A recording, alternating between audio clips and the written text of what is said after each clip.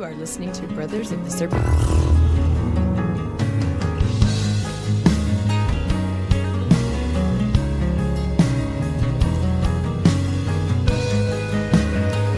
And welcome back, ladies and gentlemen, boys and girls, angels, demons, and monsters, and serpents, and scriptors! Woo!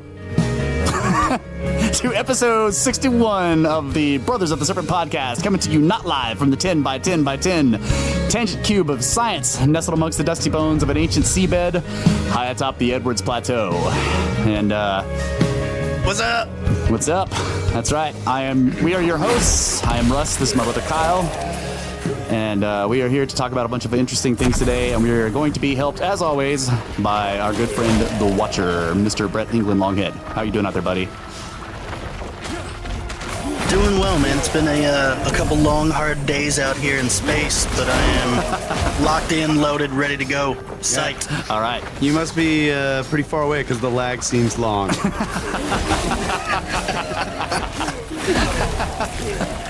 Shh, stop doxing our Longhead. You can't give them any clues. Sorry about that. All right, so what do we got for space news? Weather is cold and vacuous. I keep forgetting to look up space news. I mean, space weather. Space weather news. Yeah. Space weather news. Oh, wait. I do have some news. All right. Sunprobe! Sunprobe, that's right. Sunprobe update. Sunprobe has lifted off. All right. Yeah, they actually they launched it. Don't remember what day, but I did read in the news story that they were going to launch it, and the guy who it's named after, the probe is named after. Sun. Well, that's our name for it. I can't remember. Man, I'm just totally unprepared for this story. It's all right. It's in this stack of stuff somewhere. Yeah. So it launched on some day, and some guy said, Yeah, some guy who it's named after. He's like 80 years old. He's been down there in Florida, like it was supposed to launch, and then it didn't. Like something went wrong. It was a solar flare in the rocket, and they were like, "Whoa, hold up!" Okay. Like something was going on with the tanks or whatever. Hold leaking. up. Yeah. Wait a minute. Something ain't right. That's right. It's the Parker Solar Probe. All right, That's cool. right. Parker. So Parker was there, and I believe he was the guy that first theorized the solar wind, or is that am I way off there? I don't know. He was somebody who had a theory, and he was right. And so they All right. named this sun probe after him. Okay. But yeah, it didn't launch due to some problems, and it was looking pretty bad, but they were hopeful. And then I saw the next story where it launched. All right. So sun probe is in space. Sweet. Yeah. Headed towards the sun. Yeah. Should be. It's going to touch the sun. Should be relatively easy to hit. That's right. It's very large. It's going to touch the sun from 4 million miles away. Yeah. So all they have to do for this probe to go to the sun is it just needs to stop. And then it can fall. That's right. That's right. Shouldn't take a whole lot of Delta V. Yep. Fire the rockets to slow it down. That's right. Okay, among other terrestrial news stories, the laptop of a British UFO hunter was reportedly wiped clean before being handed back to his family after he mysteriously died. And no one is surprised. Actually, I was surprised when I heard that. I was like, holy shit. Yeah, the sudden death of Max Spears, who was 39, has been shrouded in mystery after a friend discovered his body while he was on a trip to Poland to visit a conference. There was some report that he vomited black blood or something a couple times before. And he also had warned he sent something to his mother. A message from his phone sent to his mother, Vanessa Bates, before he died warned, quote, "Your boy's in trouble. If anything happens to me, investigate." Yeah. In other words, I'm not going to commit suicide. Find out what happened to me. Yeah. Yeah. So, anyway, yeah. So this has been going on for a couple of years, I suppose, and they're finally getting an inquest, which I'm not really sure what that is, but like an investigation into the Yeah, and investigation. They're bringing all the people that have been involved and all this stuff to the inquest. Yeah. And the computer, his computer, which was confiscated by police in Poland, I suppose, or whatever, was finally returned to the family, and it was wiped. Right. Yeah. They took it for the investigation of his death and sent it back to the family wiped. So yeah. Okay, going back to Sunprobe news. Eugene Newman Parker is an American solar astrophysicist who, in the mid-1950s, developed the theory of the supersonic solar wind and predicted the Parker spiral shape of the solar magnetic field in the outer solar system. So that is why Sunprobe is named after Parker. Right. Yeah, we are going to park that And Sunprobe. no one believed him at the time of his of him. And now that all of his detractors are dead, He has no one to gloat over. Stand down or die. Shout out to J. Harlan Bretts. I cannot do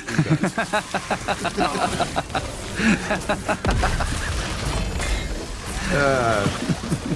Okay, so another mystery. I cannot do In a that. town in Australia, population 11, a man and his dog have mysteriously disappeared. Wait, was the dog one of the 11? No. Okay. No. Just checking. Population of dogs is much higher. But yeah, like, I thought you would like this story because it's, you know, it's kind of like the guy and his dog vanished without Right. a trace. Yes, There's that's- no sign of him, and like the last person to see him, he leaves and he goes home, and then the townspeople don't see him at the coffee shop or cannot whatever, do the that. normal drinkery or whatever they Yeah. hang out. The Yeah. next couple of days, and then somebody eventually goes and checks on him, and there's no one in his house, and the doors are unlocked, and he's gone, and his dog is gone, and there's no trace. Right. Did it say anything in there about, did he take his vehicle? Did he leave his No. wallet or his phone? Doesn't say that. Doesn't have any of those details. No, it went all straight to the drama, right? It was Right. like All 10 people all the other 10 people in are the town blaming every other Oh, 10 person. Wow, hey, Billy was he was the one who did it. You know? Yeah. Also, I'm having a fight. It's basically, it's all about the different townspeople like blaming each other. Yeah. They're all suspicious of each other. Yeah. It's terrible to laugh at it, but anyway, keep that one on the radar. Yeah. I wonder if Pilatus is looking at that one Yeah, basically, he's out in the middle of nowhere already. in a town of 11 people in Australia. Yeah. Yeah, that is interesting. Like, people going missing with animals is fascinating. Now, there have been cases where, if the person injures themselves or even dies, that the dog will stay with their body for a while before returning. So there's a good chance that the dog will show up like several weeks later. I see, yeah. A lot of times in the missing 411 stuff, the dog eventually shows back up unharmed, and sometimes having apparently been fed, or cared for. Not looking like it stayed out in the bush for weeks, basically is what I'm saying. Yeah. So I'm not making a prediction, but I'm saying that the Wait dog a probably minute. I missed this detail. should- What? December 16th, 2017. Okay. So it's an old story. It's an old story. That's okay. So No new developments since yeah, then. I guess not. That's The guy's interesting. gone. Unless I fell asleep reading this article, and at the end they were like, "But he was found with his dog." But no, another interesting thing about this is like, the guy's name is Moriarty, and Was he a professor? the little hotel bar that they hung out at was called the Pink Panther. And I was like, wait a minute, Wow. I'm confused. Is this story even real? Yeah. He went to the Pink Panther, the only hotel and bar in this tiny, dusty town, to end the day with his usual round of drinks. He downed 8 beers, typical for Mr. Moriarty, a laborer who spent most of his life in Australia's rugged outback. Then he left home with his dog by his side. He was never seen again. Neither was his dog, a Kelpie named Kelly. Okay, so they're writing this in 2017? I don't know. Or did the disappearance happen in 2017 and they're writing this now? Maybe they're writing it now. 4 days later, when the police arrived in Holy crap. that's how long it takes to get there from the outback. When anything happens, yeah, when seconds count, the police are only 4 days away. Good grief. So it's in Larima, a Northern Territory town of just 11 people. They entered into Moriarty's unlocked house to find a cowboy hat on a cooler box and a barbecue chicken still in the microwave. Yep. The authorities suspect foul play and have been treating the case as a homicide, with every single person in Larima, all 11 of them, being probed for clues. Topping the list of potential suspects now, at least going by the questioning in a recent inquest involving the town's residents, are a former Pink Panther bartender who was one of the last people to see the missing man, and a gardener with whom Mr. Moriarty had fought just days before his disappearance. Detectives have also questioned the owner of a roadside tea house, leading to morbid jokes about the filling in her meat pies. Good grief. Yeah, it's like... anyway, there's no clear evidence. Note to self, do not murder anybody in a town with only 11 people. Yeah. It's pretty easy to go through the suspects. Yeah. Anyway, that's Still, strange one. the dog is difficult. Like, you know, when you murder somebody, how do you kill the dog? Yeah. You know, I mean, maybe you, I don't know. I guess you could, but that doesn't seem like a likely crime of passion. You know what I mean? Being able to disappear the dog as well. Yeah. Yeah. So they never found him. I just went to the end of the story. I remember this. They yeah. still haven't found him. Yeah. But I didn't catch that. Well, I mean, that was the first line of the story, so I guess I just... Yeah. By the time I got to the end and heard all the drama, I was like... forgot that it was like in December last year. Anyway. So, put that one on the old missing 411. Yeah. It was the town crocodile. That's the Watcher's theory. It's the town croc. Oh yeah, and I don't know about this story. It's probably fake news, but Let's hear it. I just saw the headline: Egypt's second Sphinx found. And you read it, and it's about these guys doing work on a road, and they ran into something, and they uncovered it, and it's a Sphinx, and they don't tell you how big it is, and they don't show you any pictures, and can't get it out of where it is. So, but they've excavated part of it, and it's got to be excavated correctly. Yeah. So they're encouraging tourists to come see it, and I'm course. like, oh, okay, Yeah. this is Yeah. kind of- This is a tourism deal. yeah. And there's like what is that road that's just lined with sphinxes, right? There's just tons of sphinx carvings. Yeah, it's not Karnak, it's a temple, right? Yeah. Yeah, and it's got sphinxes on either side. I know there's other temples that have like rams. Yeah. Yeah, depending on the age. Yeah. So it just seems retarded to call it the second sphinx. Right. I mean, It implies that it's another enormous one like the one Right. on Giza. Yeah. They don't tell you where the road is. let's see. Oh, man. Accidentally dug up the renowned artifact during roadworks. Yeah, so they don't tell you anything. They probably do somewhere. I didn't plan on reading the whole story because it's basically just a big ploy to get people to come. The Watcher says the Antiquities Department was not surprised, as they knew it was there, and were quoted as saying they were surprised it took this long for somebody else to find it.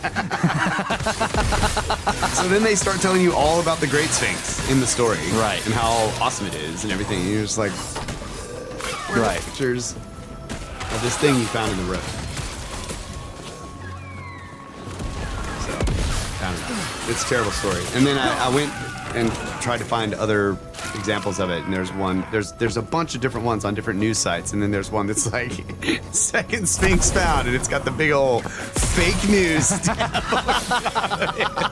There's an image that's big old stamp on it. Yeah. It's like, yeah, that's what it looks like to me.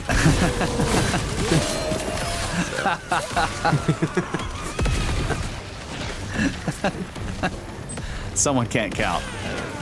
There are lots of sphinxes in Egypt. Yeah. Yeah. So we'll see. But seems like their tourism has been down due Yeah. to unease and terrorism, and they're suddenly finding all kinds of stuff. Have you noticed that? Yeah. Stay away, tourists, so that Egypt keeps finding shit. Yeah. Basically. Yeah, they it's pretty typical. They only let exploratory work go when they're not getting any tourists. Business is bad. Yeah. Yeah.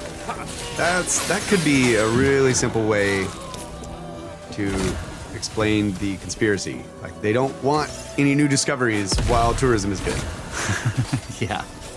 Yeah. Or they'll only stomach new discoveries when tourism is bad, is how I would put it. Oh, okay. Yeah, there you go. Yeah. That leaves room for a little deeper conspiracy. That's right.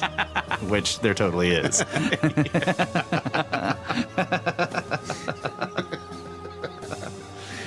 That's all I got for the news right now. It's been a slow news week, folks. Yeah. Yeah, there's other stuff, but I was looking at it and I'm just like, this is not something I want to talk about. But there is one that I did want to talk about. This is not news. This is an interesting. Have we ever talked about Coral Castle on this show? Like briefly, I know we've mentioned no. it. We've never gone into it. Detail. Yeah. So I've got this from Mysterious Universe, the odd case of the mysterious Coral Castle. Okay. There are numerous anomalous constructions throughout the world that have managed to remain enigmatic and perplex us since time unremembered. The pyramids, Stonehenge, and many others like these have long incited speculation, debate, and countless conspiracy theories. Such mysterious constructions are not merely a feature of the ancient world, and indeed one of the oddest cases of an anomalous structure that no one can figure out comes to us from the modern day, when an eccentric loner managed to single-handedly build one of the most puzzling engineering mysteries of our time. The whole strange story begins with a man named Edward Leedskalnin, who was born in the country of Lativa in 1887. Brought up in a dirt-poor family, Leedskalnin was rather uneducated, only ever achieving the equivalent of around a 4th grade education, and this may have been one of the reasons that the girl he planned to marry and start a life with had suddenly up and dumped him. By all accounts, this devastated the then 26-year-old man. She just found out that he only had a 4th grade Wait, you only have a 4th grade education? Yeah. That's ridiculous. By all accounts, and this is none of this is really known either. By all accounts, this devastated the then 26-year-old man, who in dejection decided to leave everything behind and start a new life in the United States in the early 1920s. His first destination was the town of Reedsport, Oregon in the Pacific Northwest. But the cold weather did not agree with him, and he also came down with a case of tuberculosis while he was there. At this time, his eccentricity would start to show, as he would claim that he made a full recovery. Latvia. You're being corrected. Oh, okay. I said it wrong. I knew it when I read it. I was like, I'm probably saying this wrong. Let's see. At this time, his eccentricity would start to show, as he would claim that he made a full recovery from the disease by using magnets to stimulate his immune system and banish the sickness. Heck yeah. I like him already. Seeking a warmer climate and happier times, Leedskalnin would then move to Florida City in Miami-Dade County in Florida, where he would buy a remote, undeveloped plot of land to call home. And it was here that he would begin an ambitious project they would at first call the Rock Gate. It was a project that was to last 28 years and go on to become one of the most bizarre architectural conundrums in the world. Over the course of the next few decades, Leedskalnin slowly but surely meticulously erected an intricate structure composed of over 1,100 tons of oolite limestone, which he quarried and moved all by himself without any help. Puzzlingly, the epic slabs of stone that comprise the structure are on average 14 tons each, with some weighing up to 27 tons, all of which were precisely and seamlessly connected without the use of any sort of cement or mortar. And the whole thing surrounded by sheer rock walls 8 feet high, with 2 monoliths erected of towering stones measuring 25 feet tall each. Dang. The strange part is that Leedskalnin did all the quarrying, the carving, and the moving of the stones completely by himself, often in the dead of night when no one was around to watch him, and he always stopped if anyone did come around. He was also not a large man, standing only 5 feet tall and weighing around 100 pounds, and with his 4th grade education, no one could figure out how the hell he was doing it. Things got even more impressive when his sprawling construction was interrupted by the building of a subdivision nearby. A recluse who loved nothing better than his privacy, instead of putting up with the troublesome intrusion, Leedskalnin instead opted to have the whole thing moved piece by piece to Homestead, Florida, a full 10 miles away. To do this, he used a friend's truck, but at no point did he have any help, and he worked alone. So he moved the entire thing that he constructed by himself, using one dude's truck 10 miles off. Obviously, his education did not stop after 4th grade. That's right. Education does not always require schools. Yeah. This relocation would take 3 years, after which the eccentric and secretive Leedskalnin commenced his obsessive construction of what he would go on to be called the Coral Castle with renewed vigor. By the time the vast and complex structure was finished, a full 28 years later, it was considered to be a modern architectural marvel. The whole castle was 2 stories high, featured living quarters and a throne room with enormous stone thrones, a sundial, a Polaris telescope, a 40-foot-high obelisk, turrets, towers, a water fountain, an expansive garden full of sculptures, and a 9-ton revolving gate standing 8 feet high and smooth enough in action that it was said that even a child could easily push it open. Oh my god. Wow.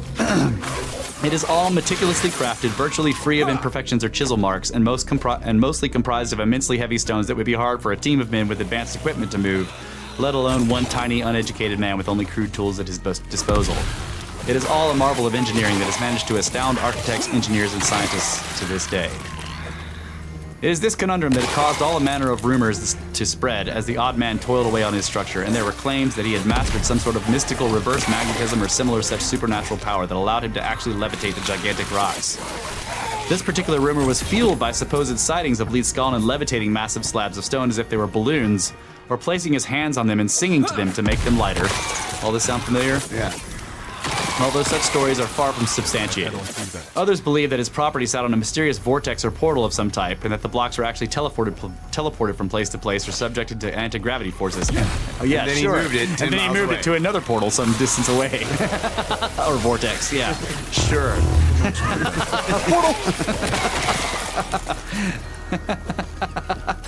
There has even been the theory posited in Ray Stoner's book, Ray Stoner, The Enigma of Coral Castle, that the real reason the castle was moved was to get a better position over some sort of Earth energy line, where he would be more readily able to harness these strange forces to move a large block with greater ease. For his part, Leedskalnin's own eccentric and cryptic claims about how he did it did not help matters. At times he said that he could sense magnetic energy or mysterious Earth energies with him, implying that he could manipulate them, as well as to use them to reduce the gravitational pull of the Earth. On another occasion, he claimed that he had rediscovered the laws of weight, measurement, and leverage, and that he was in possession of an unknown device that he called a perpetual motion holder. He also was known to answer the question of how he made the castle with the cryptic statement, "It's not difficult if you know how," and he once boldly pronounced, "I have discovered the secrets of the pyramids, and have found out how the Egyptians and the ancient builders in Peru, Yucatan, and Asia, with only primitive tools, raised and set in place blocks of stone weighing many tons." Even listening to the man's own testimony, it is hard to figure out exactly what is going on. Of course, there are those who say that he had merely worked out a way to use complex leverage and pulley systems to help him in his endeavors, but how could he have done all this on his own without many resources, along with such a low level of education? No one knows. Who cares about his education? No, you keep bringing that up. As if you need, like, it's been shown over and over that academics can't move giant blocks. So, Edward Leedskalnin would never reveal They how he can had done build giant magnets. Edward Leedskalnin would never reveal how he had done it, taking the secrets to the grave with him in 1951 when he suddenly died of a kidney infection, to leave the speculation and rumors swirling, having never divulged exactly how he had pulled all this off single-handedly with only a few picks, winches, ropes, and pulleys. It is still not known exactly how this one man managed to accomplish this outrageous feat, and one example to illustrate just how impressive it all is was the moving of the intimidating, enormous main gate in 1986. In order to move the gate so that it could be repaired, it required 6 men and a 45-ton crane, something that mysterious Leedskalnin had done all on his own without any modern equipment. How? No one really knows. Some people just think it was hard work and ingenuity, with one building contractor named Orville Irwin claiming to have personally witnessed portions of the castle's construction and writing in his book, The Story of Coral Castle, thus, back in the days when Ed started carving out his original stones, his was a generation who knew of the accomplishments by the sweat of the brow. It wasn't mysticism, but hard work. This is how Ed accomplished the massive project, which sounds just like typical, like, all you need is a million guys with ropes and you can do this. Yeah. this time they're just saying all you need is one guy with a rope and you can do this. One guy with 1 million hours. No matter what the answer may be, Edward Leedskalnin's Coral Castle has nevertheless gone on to confound scientists for decades and is often likened to the mystery of the construction of the pyramids or of Stonehenge. The castle itself was listed on the National Register of Historic Places in 1984 and can be viewed today as a tourist attraction. It may never be fully understood how or even why this one man made such a gigantic sprawling compound of heavy rocks, and it may just continue to be a mystery into the future, but whether it is due to magical powers, secret technology, or just pure grit, it is a fascinating and compelling tale all the same. So is the place still? Yeah, you can go there? see it in Florida. Yeah, We need to go Coral there. Castle. Yeah, it's awesome. Like here's a Field snake. yeah trip. field snake trip, snake fields. Here's a picture of the rock garden, the sculptures. Wow. Yeah, So there's no chisel marks. This is one thing that people don't talk about very often. Like, how did he even cut them? Yeah. So they call it Coral Castle because of the type of limestone it is, or Yeah, because he was pulling up limestone that has a lot of coral in it. okay. So, and yes, there's a theory that he had some kind of magnetic flywheel, but that's never been substantiated either. What? And how would a magnet pick up limestone? I'm not sure. That's what I was gonna ask. Brett is showing us a picture of a single gear on blocks of wood. This is how he did it. Yeah. And flywheel doesn't mean a wheel that flies. Sorry. It just means something that keeps the inertia going. What you should do though is look up Ed Leedskalnin's Black box. He wrote a pamphlet on his theories about magnetism. Oh. So you read that, it's very fascinating. Like, you have to ignore everything standard model that you know and read it and just like, see what he's trying to say, because it doesn't go with any of the standard model stuff anyway, which doesn't matter to us here as Snake Bros, but most people that read that are just like, this is, uneducated crap. But the guy obviously proved that he knew something. Yeah. And I don't know how a single guy can move 24-ton blocks. Right. I mean, come on. And pick them way up high, because like the 27-ton blocks are ones that are like part of the castle part, which is like towers and shit. So I don't know how. And then he moved the entire thing by himself to a different Like, how do you location. even move a 24-ton block in a truck? I know. How does a truck? Yeah, it's a fascinating mystery. If you guys can look it up, Coral Castle, there's many beautiful pictures of it online, and the place is phenomenal. And the whole thing about the gate, they kind of skipped over the really interesting part of the gate, or at least the repair. So like in the article that I just read, they talked about how he set this gate and that a single child could open it, right?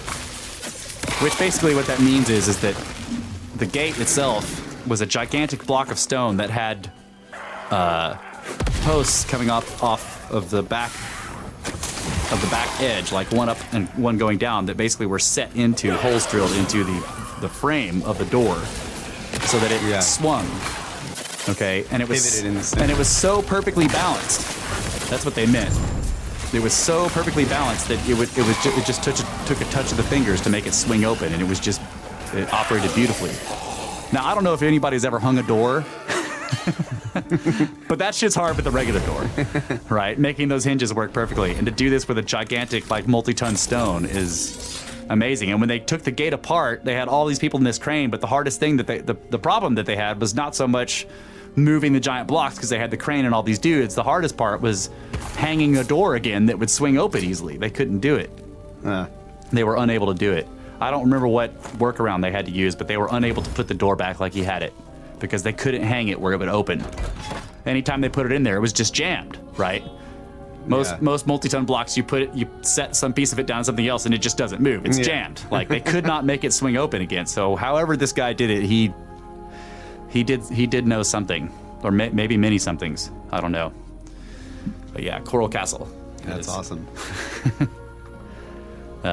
I love the fact that he told people, like, he's discovered the secret of the Egyptians.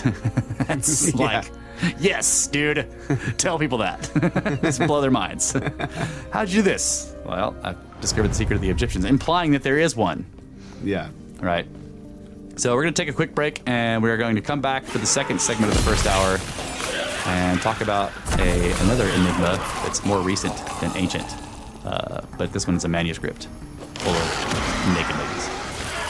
Did a worm eat it? Down. No. Okay. But no one can read it, so it doesn't matter. The worm ate all the best naked ladies. Or maybe it was a snake.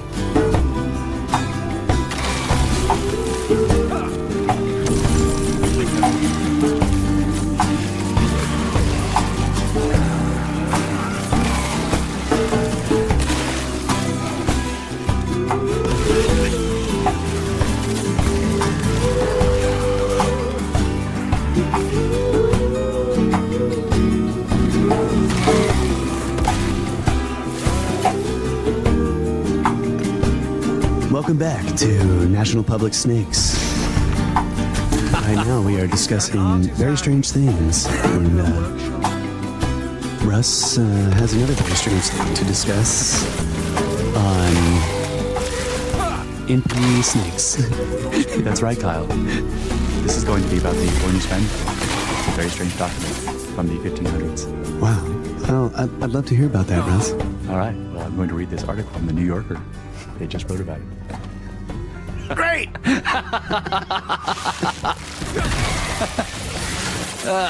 that would be boring. All right. NPS. National Public Snakes. National Public Snakes. We are totally funded privately, of course. All right. So the Voynich manuscript. Okay, I'm going to read this article about this. This is from the New Yorker. And I can only get 3 New Yorker articles for free every month. So this is one. I'm wasting it on you guys. Okay, here we go. Hooray! I'm probably never ever going to read another New Yorker article ever again. But anyway. The word ink is a child of the Latin word incostum, which means having been burned. In the Middle Ages, people thought that ink burned its way into parchment because iron gall inks go into the page pale, then darken. This is not what's happening physically, but it makes sense as a metaphor. A medieval manuscript, because it was made by hand, is necessarily the original, even when it is a copy of something else. It cannot be standardized any more than a thing can be unburned. The Voynich manuscript is a special kind of original. We know, thanks to carbon dating, that it was put together in the early 15th century. But no living person has ever, as far as we know, understood it. No one can decode the language that the book is written in. It has no title and no author. A new facsimile, edited by Raymond Clemens and published by Yale University Press, draws attention to the way that we think about the truth now. The book invites guesses, conspiracy theory, spiritualism, and cryptography. The Voynich manuscript has charisma, and charisma has lately held a monopoly on our attentions. The manuscript is 225 millimeters tall, 160 wide, and 5 centimeters thick.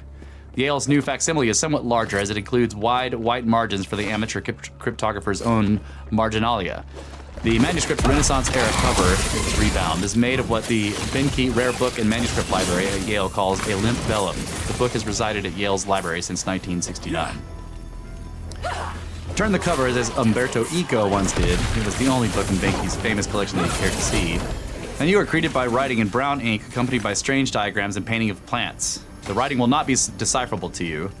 The book was made in the ordinary medieval way, but the script, the form of its letters, the language itself, was apparently invented by whoever made it.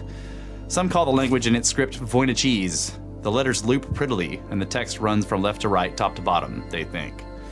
The first half of the book is filled with drawings of plants. Scholars call this the herbal section. None of the plants appear to be real plants, although they are made from the usual stuff, green leaves, roots, and so on. Search a word like botanical in the British Library's illuminated manuscript catalog, and you'll find several texts that are similar to this part. Now, they don't say this in this article, but what's interesting about a lot of the plant diagrams is many of them appear to be hybrids.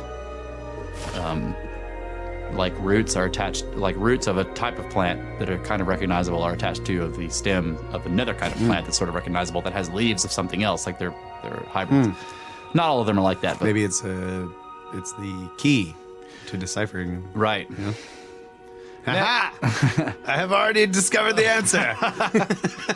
The next section contains circular diagrams of the kind often found in medieval zodiacal texts. Scholars call this part astrological, which is generous.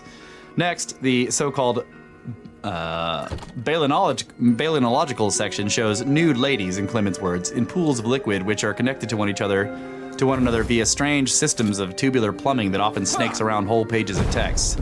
These scenes resemble drawings in the alchemical tradition, which gave rise to a now debunked theory that the 13th century natural philosopher Roger Bacon wrote the book. Then we get to what appear to be instructions of the practical use of those plants from the beginning of the book, followed by pages that look roughly like recipes. Voynich is not a word from the book, but rather the name of an eccentric book dealer, Wilfrid Michael Voynich, who bought the manuscript in 1912. When Voynich purchased the text, it was accompanied by a letter. By Johannes Marcus Marci, 1595 to 1667, of Prague, who claimed that the book had been, quote, sold to Holy Roman Emperor Rudolph II at a reported price of 600 ducats. Ducats. Give me them ducats. Stand down or die. And it was believed to be a work by Roger Bacon, unquote. Voynich would later say that the seller was the occult philosopher John Dee. Clemens points out that he was nudged toward this hypothesis by a historical novel. The book appears to have bounced around Prague for a while. In 1639, a person named Barchius described it as a certain riddle of the Sphinx, a piece of writing in unknown characters, and guessed that, quote, the whole thing is medical, end quote. The book's historical trail vanishes in 1670, up until the time that Voynich purchased it. Gale's new edition affords Voynich a profile by Arnold Hunt, which turns out to be warranted by his strong and odd personality. Voynich was born in 1864 in, I'm going to butcher this, Telsii, to a Polish family. He supposedly spoke 20 languages fluently. He was arrested in Kovno in 1885 for his membership in the Proletariat Party, a social revolutionary group, and sentenced without trial to exile in Siberia for 5 years. Stand down or die. He got a lot of reading done there, and then he escaped, traveling wildly and ultimately bartering his waistcoat and glasses for a spot on a boat from Hamburg to England. There, he became part of the intellectual circle that surrounded the Russian agitator Sergei Krivshinsky, known as Stepniak. Once his adventurous days were over, Voynich became a book dealer, a good one, although he once accidentally, one hopes, sold a forgery to the British Museum. Voynich, in later life, would sometimes point dramatically to the wounds he had received on his youthful adventures. Hunt notes, he said, "Here I have sword, here I have sword, here I have bullet." Here I have sword, here's sword, here I have bullet. In 1903, the Jesuits decided to sell a group of texts from the Collegio Romano collection to the Vatican. The sale took 9 years to complete. For reasons unknown and under conditions of total secrecy, Voynich managed to procure some of the books before they entered the Vatican library. One of them was the Voynich manuscript. Voynich believed that this impenetrable book contained authentic wisdom, or at least he said so during publicity kicks in the States, trying to make his treasured book famous. Quote, "When the time comes," he told The Times, "I will prove to the world that the black magic of the Middle Ages consisted in discoveries far in advance of 20th century science." Whoa. Voynich never cracked the code, if one indeed exists. In Cryptographic Attempts, another essay that accompanies the Yale facsimile, William Sherman notes that some of the greatest code breakers in history attempted to unlock the manuscript's mysteries. The impenetrability of the Voynichese became a professional problem for those in the code game. William Romaine Newbold, a professor of intellectual and moral philosophy at the University of Pennsylvania in the early part of the 20th century, persuaded himself that the writing used both a cipher common from Bacon's alchemical manuscripts along with the separate and far more complicated system best described as an anagrammed micrographic shorthand, which basically means they were anagrams, right? You could say the letters are all switched around, which basically means that you can just do whatever you want. Like if you say that it's anagrams cryptographic, that you can just swap the letters around till you get something you want. It's practically pointless to decrypt anything like that. This system of cipher requires transposition, changing the order of the letters, abbreviation using a system taken from ancient Greek, and microscopic notation whereby individual pen strokes with a single character, when magnified, serve. Let's see, I just lost my place. Whatever. Anyway, it's weird. Let's see. Yeah, I did lose my place. You totally dropped the phone. I dropped it, yeah. Try to take a pull for my smoke. Okay, here it is. Whereby individual pen strokes within a single character, when magnified, serve as shorthand symbols for other letters. This theory was initially endorsed by the eminent medievalist John Matthews Manley, who had worked as one of the U.S. Army's chief cryptographists during the First World War. But it did not hold up to closer scrutiny, and Manley eventually concluded that Newbold's decipherments were not discoveries of secrets hidden by Roger Bacon, but the products of his own intense enthusiasm and his learned and ingenious subconscious. In other words, he was making it up because you can when you're doing it that way. When you can transpose all the letters and you can add vowels and, you know. So, the next great mind to apply itself to the manuscript's code belonged to William F. Friedman, another Army cryptographer, who was among the first people to use computers for textual analysis. In 1925, Manley connected Friedman and his wife Elizabeth, also a cryptographer, with the manuscript, sending them photographs. They worked on the project for 40 years. Friedman and his colleagues broke Japan's Code Purple during the Second World War. And Friedman became the chief crypt analyst for the War Department and head of the Signals Intelligence Service in the 40s and 50s. The historian David Kahn called him the world's greatest cryptologist. By 1944, Friedman had formed the Voynich Manuscript Study Group with some colleagues, and they never cracked the code. The Freemans did, however, provide an enigmatic message about the manuscript in an article in Philological, let's see, is that right? Yeah, Philological Quarterly, Acrostics, Anagrams, and Chaucer, published in 1959. The article included a long excursus on the pointlessness of looking for anagrammatic ciphers. A note revealed that the statement itself was an anagram. The authors had left the solution in the anagram in a sealed envelope with the PQ editor. After William died in 1970, the editor revealed the message along with a reprint of the piece. The Voynich MS was an early attempt to construct an artificial or universal language of the a priori type, Friedman. That was what he was saying in his anagram that he wrote. What does that mean? That somebody was trying to artificially create a language. It was one of the Okay. first attempts to do that, or the first known attempts. What is the language spoken in South America that Yeah, Aymara. Aymara? That Yeah. appears to be created, but it's like many thousands of years old. Yeah, that's why I was saying the first known attempt.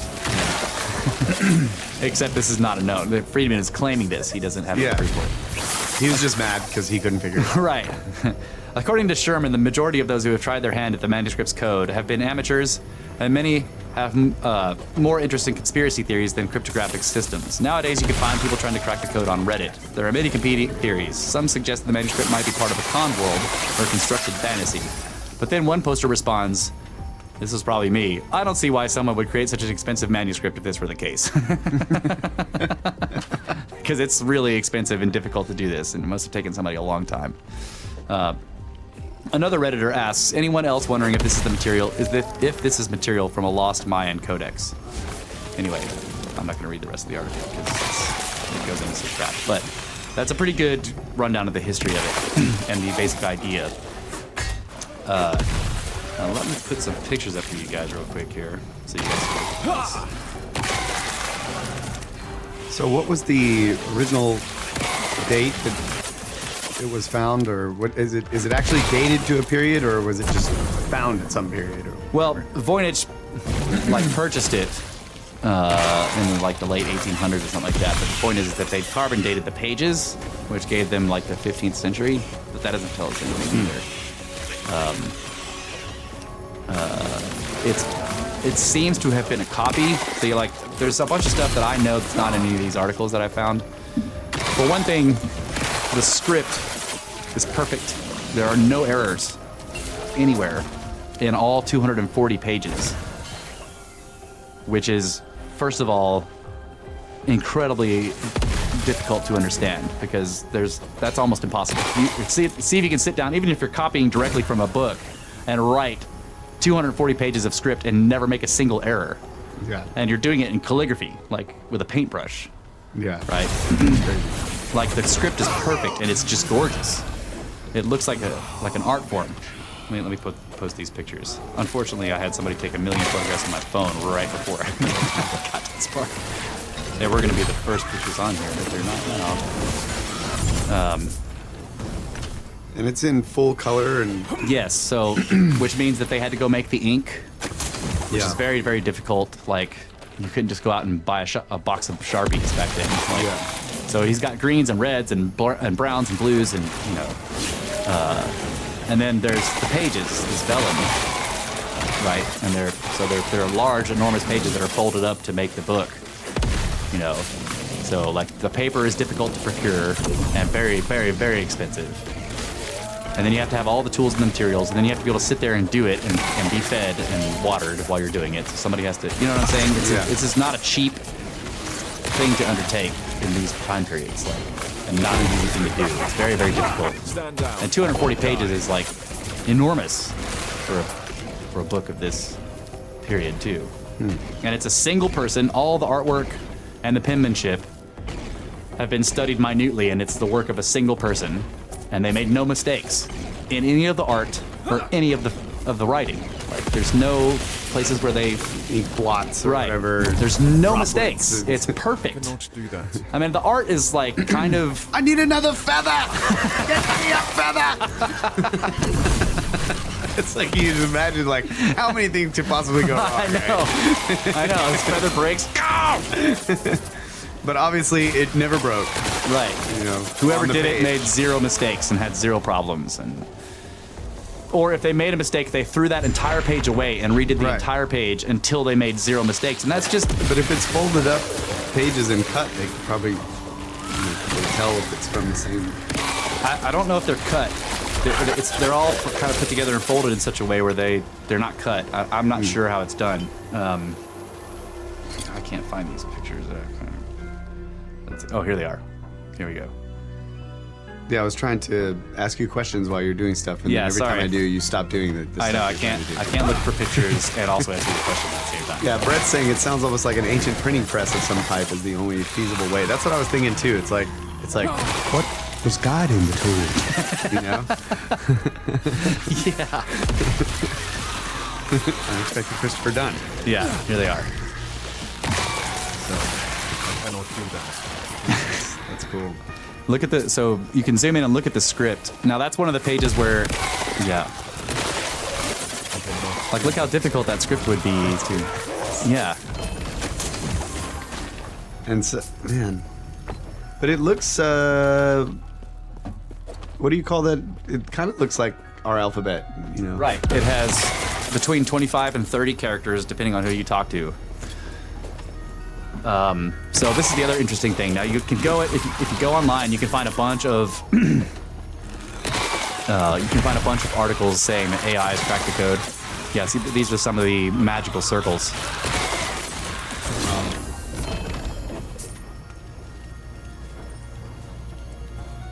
That's awesome. These are high definition images too. If you click on them, they're really high def. And we'll put these in the show notes, folks. Yeah, there are some of the weird naked ladies sliding through tubes with text all around them. It's very strange. Those are some of the astronomical ones. Okay, this is how the pages are folded up. Like, Yeah. so each time you flip a page, you can actually unfold it. Some of the pages, as far as I understand, unfold inside of it like a centerfold, Yeah. right? Some of them do that, not all of them. all But of some pages, when you get to them, it'll unfold several times into this long, narrow thing that's like a centerfold or whatever, like a. Yeah, so you know he didn't make a mistake on any one of those. Right. That's what I'm talking about. Yeah. That's crazy. Yeah. The script reminds me somewhat, if you look at Da Vinci's journals, where he was doing that reverse mirror writing or whatever, like where he had this script where he was doing it with his left hand, and he was doing it where you had to look in a mirror to see it turned around. It kind of looks like that. That it's a very similar profile. What's also very strange is like there are words that are repeated over and over. Like, I'm gonna get away from the microphone and show. Like, Yeah, gallo. I saw that. like their spells or chants or It incantations. really looks like it's saying gallo. You know, I'm just going to read a little bit from this. Diag, gallo, etilolegin, gallo, creedy, creed, serendigi, creedling, effitiliki, spot, opago, gallo, hi, esrdi, srale. That's kind of pretty much what it says, guys. And let's pick another part down. Arga, sir, gallo.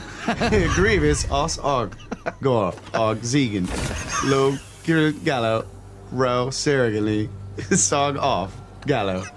Greedy, perf. Decary. Sog off. Gallo. Gallo.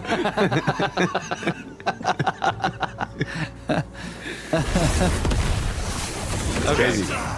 So the second article I have on this is about the AI parsing of the Voynich manuscript. Oh, cool. Okay. Okay, so this one is called AI Did Not Decode the Cryptic Voynich Manuscript. It just added to the mystery. Claims about AI cracking the 600-year-old code were just wishful thinking. If you were compiling a list of the world's 100 oddest objects, just the weirdest stuff that human civilization has excreted over the millennia, then you'd have to leave room somewhere for the Voynich manuscript. It's 600 years old, written in a language no one can read, and full of diagrams no one understands. It's a genuine, bona fide, world-class It's mystery. a bona fide snake mystery. That's right. Made for Snake Bros. The guy was like, I'm going to make something for Snake Bros.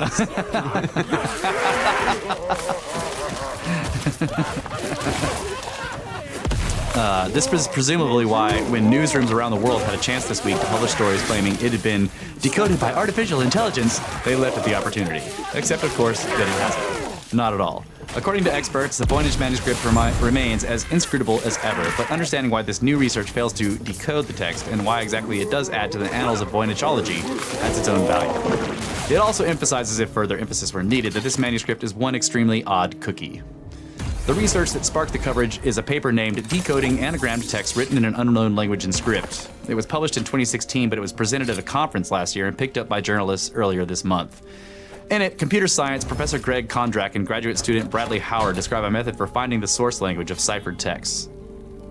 Okay, so that, in other words, you're looking for what language the cipher is in, right?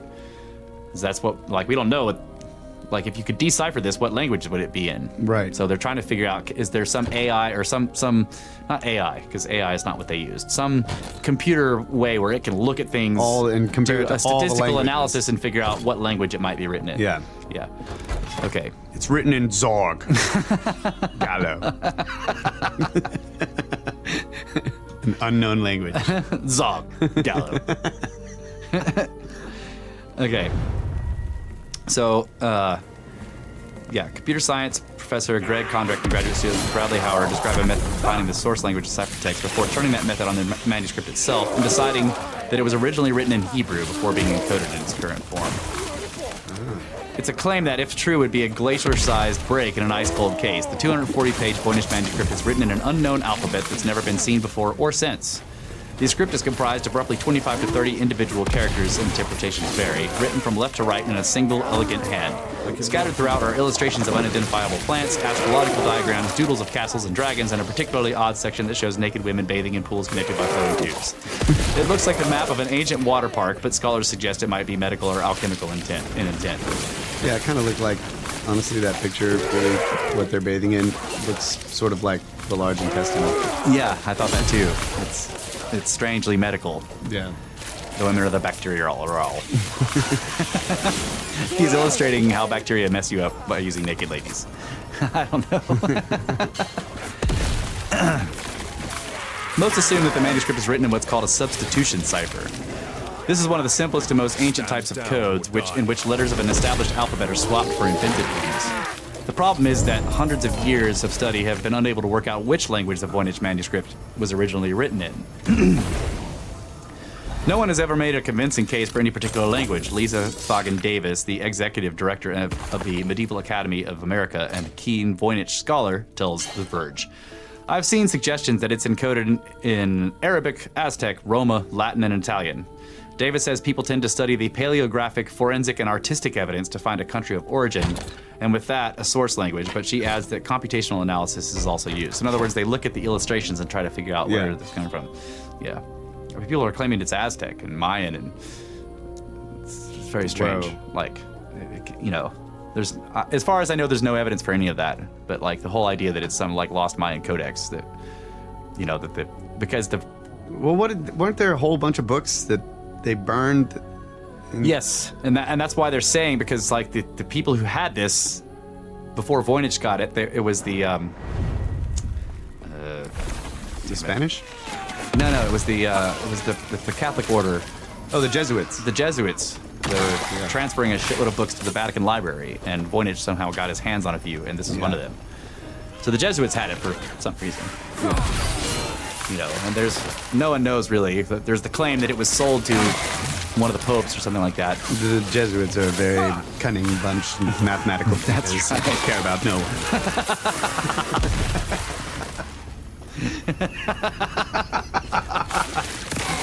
What are you trying to say? All right. That's why they wear those hats. Okay. So they trained a number of algorithms to pick out these metrics using the Universal Declaration of Human Rights as their sample text, because it's written in a whopping 380 different languages. Right? So they had the computer algorithm they designed to go through the Universal Declaration of Human Rights and like have it go through all of those as the test for it to see if it would work. Okay. And it worked, not too badly anyway. According to Professor Shlomo Argamon, a computational linguist at Illinois Institute of Technology, the preliminary tests or results are perhaps slightly questionable, but not more so than many other results often published in the scientific literature. And so, with their algorithmic pattern matcher trained and tested, Kondrak and Hauer turned to the Voynich manuscript. Here, say experts, is where things really started going downhill. The problem is not any single mistake, but a series of assumptions. See? Stacks of assumptions, the downfall of modern science. A series of assumptions and omissions that give Kondrak and Hauer more leeway in interpreting their results than is scientifically rigorous. The first is quite straightforward. Their algorithm was trained on modern-day languages, but the manuscript is carbon dated to 15th century. So, if it was originally written in Hebrew, it would be written in 15th century Hebrew. The grammar, spelling, and vocabulary would have been quite different, especially for a manuscript like the Voynich that is scientific as opposed to biblical or liturgical in nature, says Davis. The second is that although Kondrak and Hauer's algorithm can produce suggestions for source languages of ciphertext, it doesn't evaluate the likelihood of these matches. So when the pair say that Hebrew was the highest scoring match for the manuscript without rating the likelihood, that is a bit of a meaningless boast. Someone has to have the highest score. They mentioned some of the other top matches, as I recall. One was Malay, which is a language very, very, very, very, very different from Hebrew. The third assumption is perhaps the biggest. Kondrak and Hauer claim that as well as being a substitution cipher, the Voynich manuscript was also written in anagrams, so the letters in each individual words are scrambled. And once again, so first of all, Hebrew has no vowels, so you get to add the vowels you want. And then if you also claim it's an anagram, which means you can unscramble the letters however you want, and then add any vowels you want, you can come up with any translation you freaking want. Yeah. Anyway, that's as far as I'm going to go in that article. That's the basic gist of it. So don't believe the articles you'll see online when it says AI has decoded it. Number one, it wasn't AI, and number two, no, it didn't decode it. Yeah. But here's so why wouldn't they have tried to use the languages of the day in their algorithms? I don't know. Do you think that was just an oversight? Well, I think that maybe they built the thing for another reason, and they were like, let's plug this in. Yeah, that's what I think what it was. I think what they did initially was they ran it through that Universal Declaration of Human Rights, which was written in 380 modern languages, to see if their algorithm worked, to see if their theory, which was a computer science theory, it's an algorithmic theory. Right. They're not really interested in decoding anything, right? They're just testing algorithms and basically what's called statistical learning in computational theory, right? That's what they're interested in. That's what these guys are writing a paper on. Okay. Then they were like, "Oh, we can get some publicity by plugging." I should mail them my Rubik's Cube and see if they can solve it. I just think that they decided they could get some publicity by plugging the Voynich manuscript text into their algorithm, and they did. Yeah. But what's fascinating is that this is not the same study that this article was talking about, but other people have done statistical analyses on the text because people have claimed that it's just nonsense. Like, look at it. It says Gallo like 800 times on the same page. It's not real. It's not real, language, right? Yeah. Well, people have run statistical analysis on all the text all together, using computational analysis, and I don't understand this totally, so I'm just going to parrot what I've read. But in other words, gibberish looks very differently statistically from an actual language. They have appearances statistically, and the Voynich manuscript text has the appearance of an actual language as opposed to any kind of gibberish or made-up stuff. Yeah. So it's unlikely that a 15th century or whenever it was written person could fool a computer writing gibberish. You know what I mean? Yeah. You would have to really know what you're doing to fool a computer and also actually be writing gibberish as opposed to anything meaningful. So no one has been able to solve it, but all computational and statistical testing does say that it actually says something, that it's actually saying something. It is not nothing. It's not a, what do they call it? like a fantasy, or a con world. Yeah. A lot of people for a long time, basically the scriptards were saying that it was just all made up, and it was made up by somebody and sold to a king for an exorbitant amount of money just so they can make money. The guy basically tricked the king into thinking that this was some magical alchemical text. So sure, he spent like 40 years making this badass text so that he could get 600 ducats. Right? I don't think so.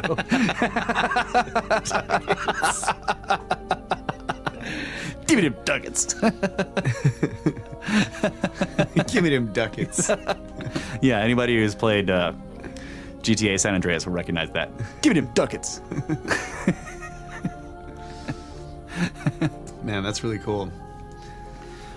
I actually think that I should get it and convert it to a PDF format and have my phone read it to me. yeah, you can go get the new version that they've reprinted or whatever. Just go get the PDF of it and they can read it to you. Gallo, got tribulate, guys, give him a gallo.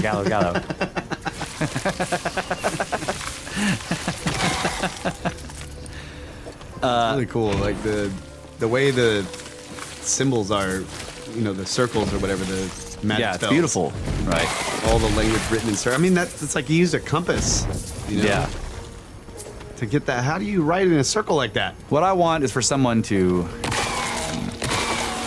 I'm waiting for someone to X-ray the pages. Yeah. I bet you. Invisible texts. Yes, that somebody has used invisible ink on a lot of it, and we're probably missing a lot of the text because of that, or maybe many of the symbols. And you could be right that the. Okay, so when I look at it, I've done a lot of this drawing and writing thing to get, comics, right? You have to draw the stuff first and then write around it to make it look like that. Yeah. So the pictures were drawn first, and then they wrote the text around the pictures. You can see how the words go in and out of the little. Yeah. Yeah. That's crazy. Yeah. How perfectly straight the lines are and everything, and it's just Right. And these circles. You had to use a compass Yeah. to get those circles. And what is that? Like, you got the moon in the middle there of that giant snake Yeah. skin thing. I mean, is he talking about the world serpent? Yeah, that's what that looks like to me, is the world serpent, like, for some reason. But it also looks like it's full of eyes. I don't know. And the plants don't exist. Right? They're not real, but they have. In other words, they're made by somebody who knew real plants, because they all have real aspects, but they're not any known varieties of actual plants, right? And then things like that, where the letters connect across two words, is seen throughout the text, but it's unknown why that's happening. So a friend of ours, came up with his own, like, coded language, written language. Oh yeah. And I have to ask him about it again. I can't remember. I remember him trying to teach me how it worked. But there were all these symbols that he created that when that symbol appeared, it would do something weird to where you had to reverse these letters or add this other thing or something like that. It was like extra symbols that caused actions. Yeah. That you had to do to unscramble something on the page. So it's not a simple substitution cipher. It was Right. something else. Yeah. Yeah. Like a machine So- cipher. Yeah. Yeah, so this, like the way there's all these double L's, like in the middle of the word gallo, they all have it's really, looks like two L's, but they're It's connected. actually a single symbol. Yeah, they're connected at the top by a little loop. Yeah. And And then it goes across that entire thing. That's what that is. that one goes all the way across to another word. So Yeah. it's like, I wonder if that is giving you some action that you have Yeah. to divide. Yeah. This And some word of them or don't switch loop it. on one side or the other. It actually just has a loop on only one side or the other. You notice that? Some of the double L's have two loops, Yeah. and some of them only have a loop on one side. Yeah. Yeah. Stand down or Yeah, like they could be directing you to how, what you have to do or which direction you have to go. Right, It's and like then- that was one of the things I think that like if the symbols showed up, then you had to go read this next part backwards or Yeah. something. And then look at the top. Yeah. looks like the top of one of those double L's, but it's not. Yeah. It's really cool. Yeah. Beautiful. Some friggin' nerd needs to figure this out. Right. So this is the other question. So it's so difficult to make a book in the time period when this is supposedly made. Why make a book that no one can read? Yeah, I don't know. Doesn't make sense. Yeah. But so one thing that occurred to me is that like maybe this was like, you know, some language or secret thing that, you know, the order of the people who say built the cathedrals and stuff. Yeah. You know, like protecting their secret art, Yeah. but still recording it. Yeah, but what are they protecting? I mean, like, it's very difficult to understand because nothing in it seems to be real. This is why people thought it was all gibberish, because the plants aren't real, and yet this Yeah. person obviously spent all this time doing intricate diagrams of the plants. Yeah. Now, I didn't show you any of the botanical stuff. There's only one picture with a plant on it, but there's ones where it shows entire plants. It just shows all the systems and everything, like the person had actually gotten the plants and spread them out on something and like did, you know, like actual study of them, maybe not with a microscope, but that they were actually drawing diagrams of, it looks like they were drawing diagrams of plants they were looking at. You know, not making it up, but you know, people are creative, but I don't know. I don't know what to think about any of it because I don't know. The star diagrams in it don't match anything either. This has led people to think it's like Portal, you know, it's like guy went to a different world and like Yeah. mapped out all the plants and like, I don't know. It's very strange stuff. So we'll keep thinking about that. We're going to take a quick break, come back for the second half of the show and talk about something. Snakes, maybe? Possibly. I didn't see it. I don't know if he drew any snakes in that Voynich manuscript. Well, there's definitely a snake skin full of eyes. That's right.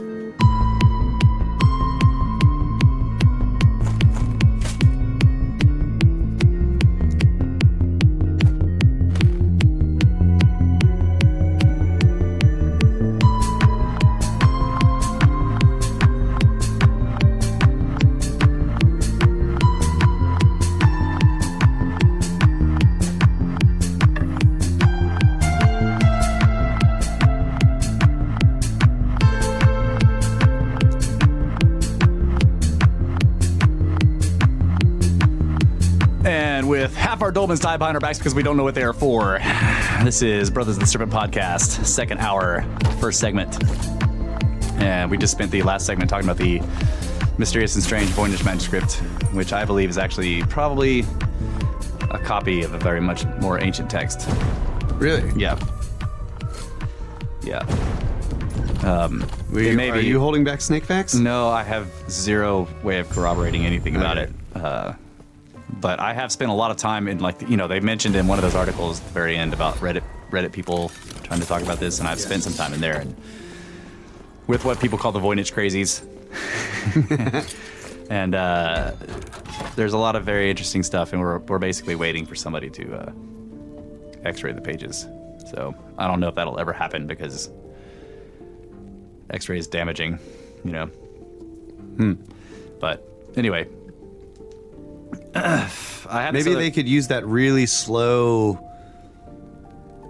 thing that they put inside the pyramid, right? just set up a couple of machines nearby the book Oh yeah, and just wait for Muons. 3 days. Yeah, a muon detector. Yeah.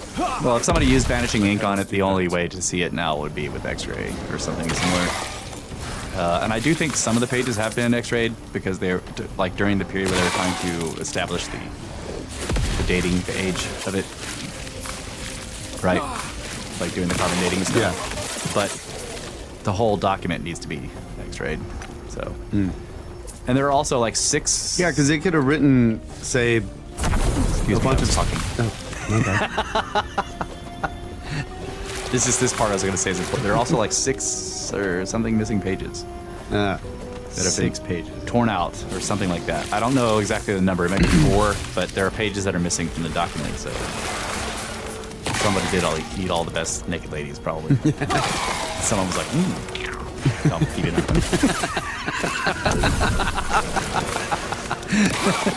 Well, I was thinking that the parts of the book that have the paintings Yeah. on them could actually have been first written in invisible ink, Oh, yeah. a full page, like decipher page or whatever, Oh, cipher yeah. page, and then the painting painted over it. Painted over it. Interesting. Yeah. No one really knows. Distract them with plants. And naked ladies. It always works. All right, so this is something I've been thinking about doing on the show since we do talk about mysteries of missing people, and there are not very many. There are not many incidents of vast numbers of people going missing at the same time. I know we've talked about Roanoke, right? And Malaysian Airlines flight something. 370. Yeah. Yeah, Flight 370. God, I hadn't thought of that one. That is a mass missing mystery. But this one is called Village of the Dead, the Anjakuni mystery. Okay, this is written by Rob Morphy. Legends of mysterious mass disappearances have cropped up all across the globe. Without a doubt, the most famous incident in North American history is the unknown fate of the citizens of Roanoke Colony, who were last seen alive in 1587, but an even more inexplicable case concerns the whereabouts of the over 30 men, women, and children who allegedly vanished without a trace from an Inuit fishing village in the first half of the 20th century. The trout and pike-filled estuary known as Anjakuni Lake, also spelled Angikuni, is located along the Kazan River in the remote Kivalik region of Nunavut, Canada. The out-of-the-way area is rich with legends of malicious wood spirits and beasts like the Wendigo. Or Wendigo, I'm not sure how to say that. I've heard a lot of people say Wendigo. But as fascinating as these oft-told tales are, there are none more intriguing than the terrifying and controversial mysteries surrounding the collective vanishing of the villagers who once lived on the stony coast of Anjakuni's frigid waters. Our tale begins on an Arctic evening back in November of 1930. A Canadian fur trapper by the name of Joe LaBelle was seeking respite from the bitter cold and a warm place to bunk down for the night when he tromped into an Inuit village that was nestled on the rocky shores of Canada's Lake Anjakuni. And I could be saying that wrong too, I probably am. LaBelle had visited the area before and knew it to be a bustling fishing village full of tents, rough-hewn huts, and friendly locals. But when he shouted a greeting, the only sound that returned to him was that of his own echo and the snowshoes crunching through the icy frost. He could see that the ramshackle structures that were silhouetted underneath the full moon, but he saw no bustling people, nor barking sled dogs, nor any other signs of life. Even within the huts, the expected sounds of laughter and conversation were replaced with deathly silence. LaBelle also noted with a chill that not a single chimney had smoke coming out of it. And that was when he spied a fire crackling in the distance.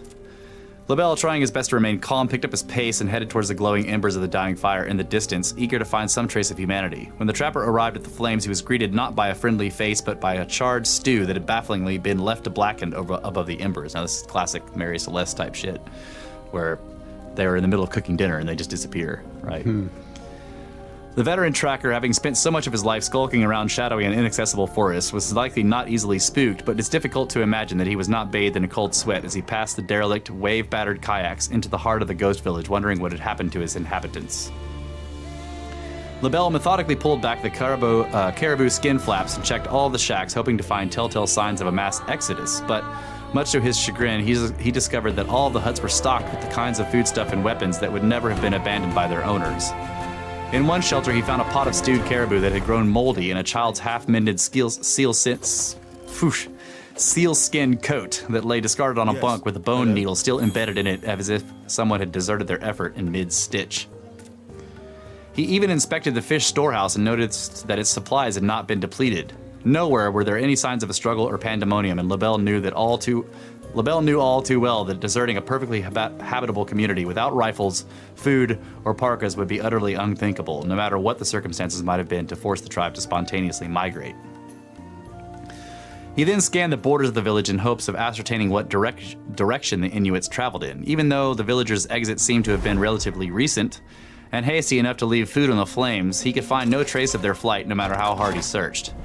Cold and fatigued as he was, LaBelle was simply too terrified to linger in this enigmatically vacant village. Although it meant he had to forego the comforts of food, warmth, and shelter, the trapper considered the risks of remaining to be too great and decided to make haste through the sub-zero temperatures to a telegraph office located many miles away, lest the same nefarious and, in LaBelle's estimation, unmistakably supernatural force that claimed the villagers would descend upon him. The exhausted and frostbitten LaBelle finally staggered into the telegraph office, and within minutes an emergency message was fired off to the closest Royal Canadian Mounted Police, or RCMP, barracks. By the time the Mounties arrived, several hours later, LaBelle had calmed himself enough to relate his disturbing tale. According to 1984's The World's Greatest UFO Mysteries by Roger Bohr and Nigel Blundell, on their way to Anjikuni Lake, the Mounties stopped for a bit to rest at a shanty that was shared by trapper Armand Lamont and his two sons. Armand Laurent and his two sons. The officers explained to their hosts that they were headed to Anjikuni to deal with a kind of problem. There's a kind of a problem. The Mounties inquired as to whether or not the Lawrence had seen anything unusual during the past few days, and the trapper was forced to concede that he and his son had spied a bizarre gleaming object soaring across the sky just a few days before. So remember that this is a UFO book. Laurent claimed that the enormous illuminated flying thing seemed to change shape before their very eyes, transforming from a cylinder into a bullet-like object. He further divulged that this unusual object was flying in the direction of the village at Anjikuni. The Mounties left the Laurent home soon after, and they continued on their treacherous journey, probably thinking the guy was full of crap. Once they arrived at the scene, the Mounties were not only able to confirm LaBelle's testimony regarding the state of the now desolate village, but according to some sources, they made an additional, even more arcane discovery on the outskirts. Various accounts verify that the officers conducting the search were alarmed when they stumbled across a plethora of open graves in the village burial ground. In other words, not only the people left, but they took all their dead with them. Whoa. There are also less dramatic, though no less baffling, reports that state that it was just a single tomb that was violated. Either way, it is a severe taboo for an Inuit grave to be desecrated, so why were these bodies, or body, moved? To add an extra pinch of weird to the proceedings, the witnesses claimed that the earth around the grave was frozen as hard as a rock. And these reports also suggested that the marker stones had been stacked in two neat piles on either side of the graves, confirming this was not the work of animals. Needless to say, the Mounties at the scene were perturbed by these discoveries, and a substantial search party was organized post-haste.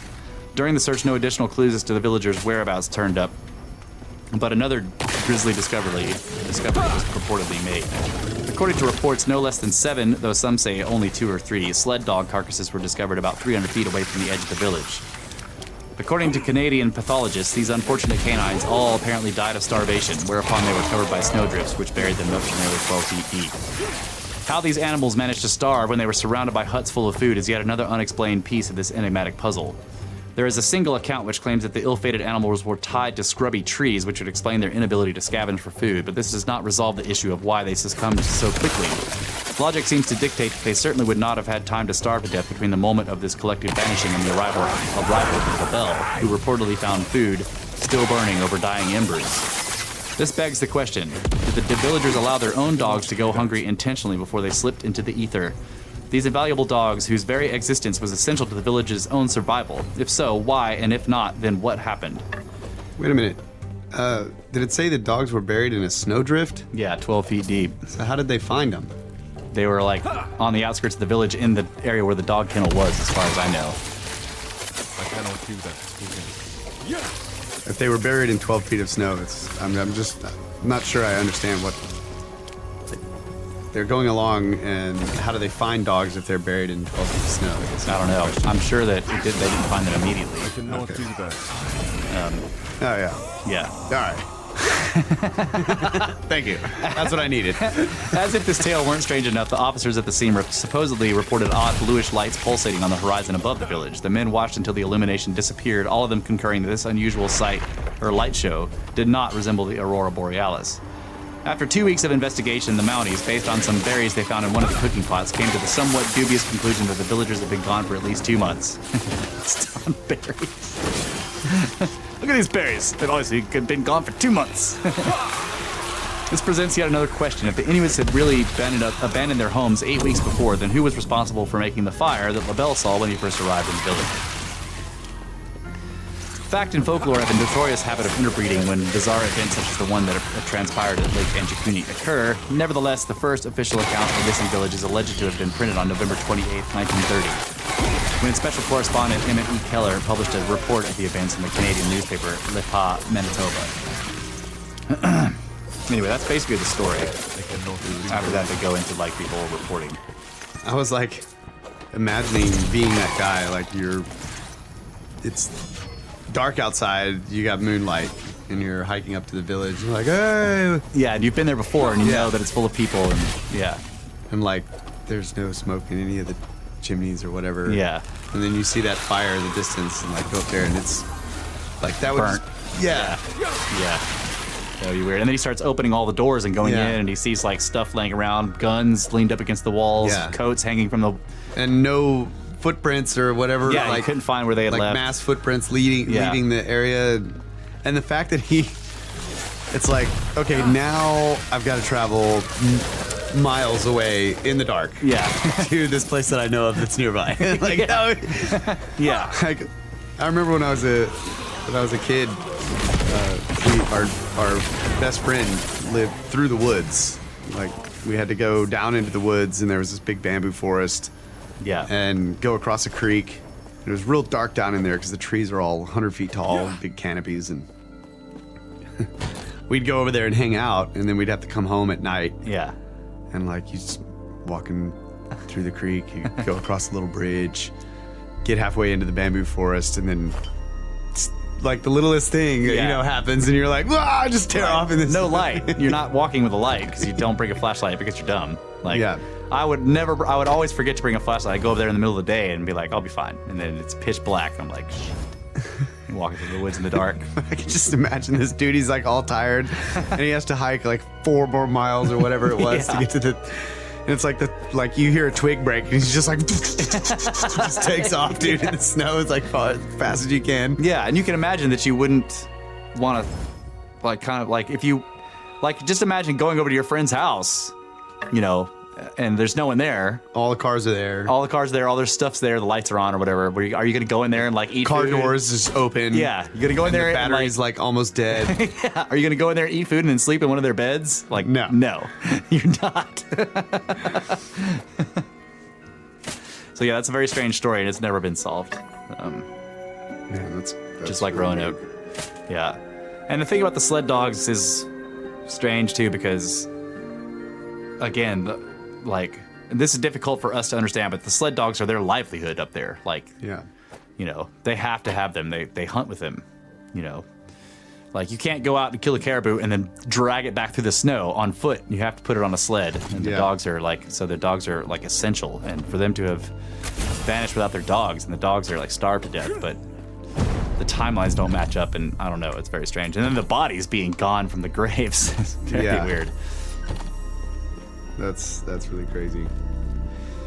Yeah, so it got put into UFO stories because supposedly the Mounties encountered these people on the way who claimed that they saw something in the sky. So it got put in UFO books because they're trying to push the idea that they all got abducted, and the aliens took all their dead as well, is the idea. I'm not sure if that's. I don't know. I'm just like, okay, that's the nuts and bolts people. Like, they want the aliens to have abducted everybody, including the dead people, but left the dogs for whatever reason,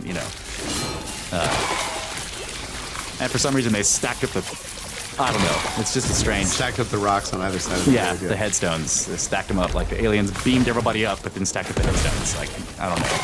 I don't know what that means. It's a very strange story. It is a lot like Roanoke. They're just gone, Yeah. Except that Roanoke was not obviously recently inhabited when the people came back to it. They had been gone for a while. Yeah. Like, the place was all overgrown and everything. So that was Still, a bunch of their stuff was there. yeah, their stuff was all still there. Yeah. Strange things are in these woods. North America. Strange things are afoot in the woods.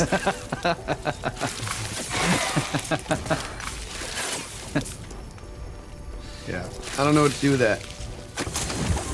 It's just one of those mysteries where you're just like, I don't even know what to do with it. Yeah. Yeah. Every mystery I've brought up today is like one where you're like, okay, That's a book full of stuff that nobody can read, with plants that don't exist. Okay, so the whole village of people disappeared. I don't know what to do with that. Maybe that's what that book is Stand about. down or die. Yeah. So, I cannot do that. what's it? You were saying you had like a bunch of little things that aren't full segments or whatever, Yeah. or physics things you've been listening to. Yeah. I'm trying to figure out quantum mechanics. No, I've been listening to Sean Carroll's podcast again, and like the way that guy describes quantum physics or quantum mechanics is like, I don't know. There's something about it, like it resonates, no pun intended, with like the way I have, like, since we started working on the Elastic Universe Stand down. hypothesis, Yeah. and thinking about everything being, waves. So simple way to say it. Yeah. So basically, this guy is he's at the forefront of quantum mechanics and quantum theory, and he claims that the best model of physics that we have now is called quantum field theory. Yeah, quantum field theory. And quantum field theory basically says that they are not really particles or waves, but that there are these fields, these overlapping fields. And what we would call the ether or whatever, Yeah. right? There's multiple different ones. And what we see as a particle Like is overlapping time caves. Is it overlapping fields? what we see as a particle is actually a disturbance in one of those fields, right? So a quantum particle, for example, would be, like the Higgs boson. Everybody's, or most people that are interested in this kind of stuff are familiar with that they found with the Hadron Collider. Is actually in a field called the Higgs field, and the boson is a particle, which is not really a particle, but the way you can imagine it is there's a disturbance in that field, like a resonance Yeah. in the field. So it's vibrating, Yeah. basically, and that creates a blip on a detector, right? Yeah. Once it decays, Well, yeah, we can't actually detect the the boson itself, but it decays into other things, and the detectors pick that up, and Yeah. then they can extrapolate and say there was a disturbance. Yeah. And it was predicted, so everything matched the predictions, right? But the idea is that all these different quantum particles are actually little pockets of resonance or vibration in a medium that is, you could imagine it being made up of those particles. It's not really made up of them, but the field resonates at a very, very distinct and specific frequency. Yeah. And it requires a certain amplitude and all that, a certain energy level of vibration. So, an atom having all the different parts, that we know and love of the atom. That's what he always says. Those, different pieces of the atom are all actual, like, resonances in different fields. Yeah.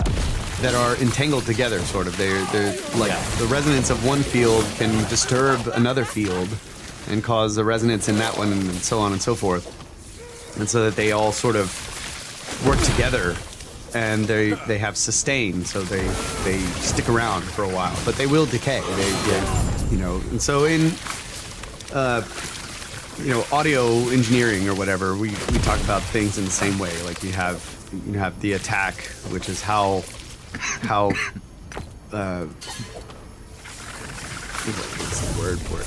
How loud the vibration starts. Like what starts it? Like if you hit something with a hammer, it has a high attack. Yeah. If you're scraping a bow across a violin string, it has a very low attack. Yeah. It slowly comes in, and then it has sustain, then decay, and then release. Yeah. So they kind of talk about it in the same way. So these particles are really just resonances in the disturbances in these fields. So the large is in the force. yeah. The Large Hadron Collider is not actually breaking apart subatomic particles into smaller particles that are the building blocks of those particles. That's not what's really happening. Yeah. And what's cool is that the deeper we got into the elastic universe hypothesis, trying to figure out, like, just work out, like, these models, you know, of like, well, how would this work if we had everything is resonating and all that kind of stuff. Like, the deeper I thought about it and the more I learned about quantum physics, like, I kind of, like, had this same idea that, and I remember coming to you and telling you, like, okay, the Planck and these quarks or whatever that they're finding when they smash these particles together are not actually Little dots of material. not the pieces of material that were made that this larger one is made of. They're actually bringing the slamming of these things together is like ringing a bell, and these other things that we notice are resonant frequencies that are attenuated, that have been silenced, okay, by the rest of the resonant energy in the universe. So the idea is that, you know, very close to the Big Bang, if the Big Bang happened, you can imagine this massive explosion or whatever that rang out in every possible frequency, in every field, right? And later over time, the sort of the more powerful frequencies of resonance begin to attenuate these other less powerful ones, or whatever, they decay. So it was like, my idea was that these particles that they're finding are actually notes, so to speak, that are no longer ringing out in the universe. They've been attenuated. So they're just creating new vibrations that have existed in the past at some point, or that might exist today depending on the circumstances. Like, there might be these quote-unquote particles inside, you know, freaking neutron stars or whatever.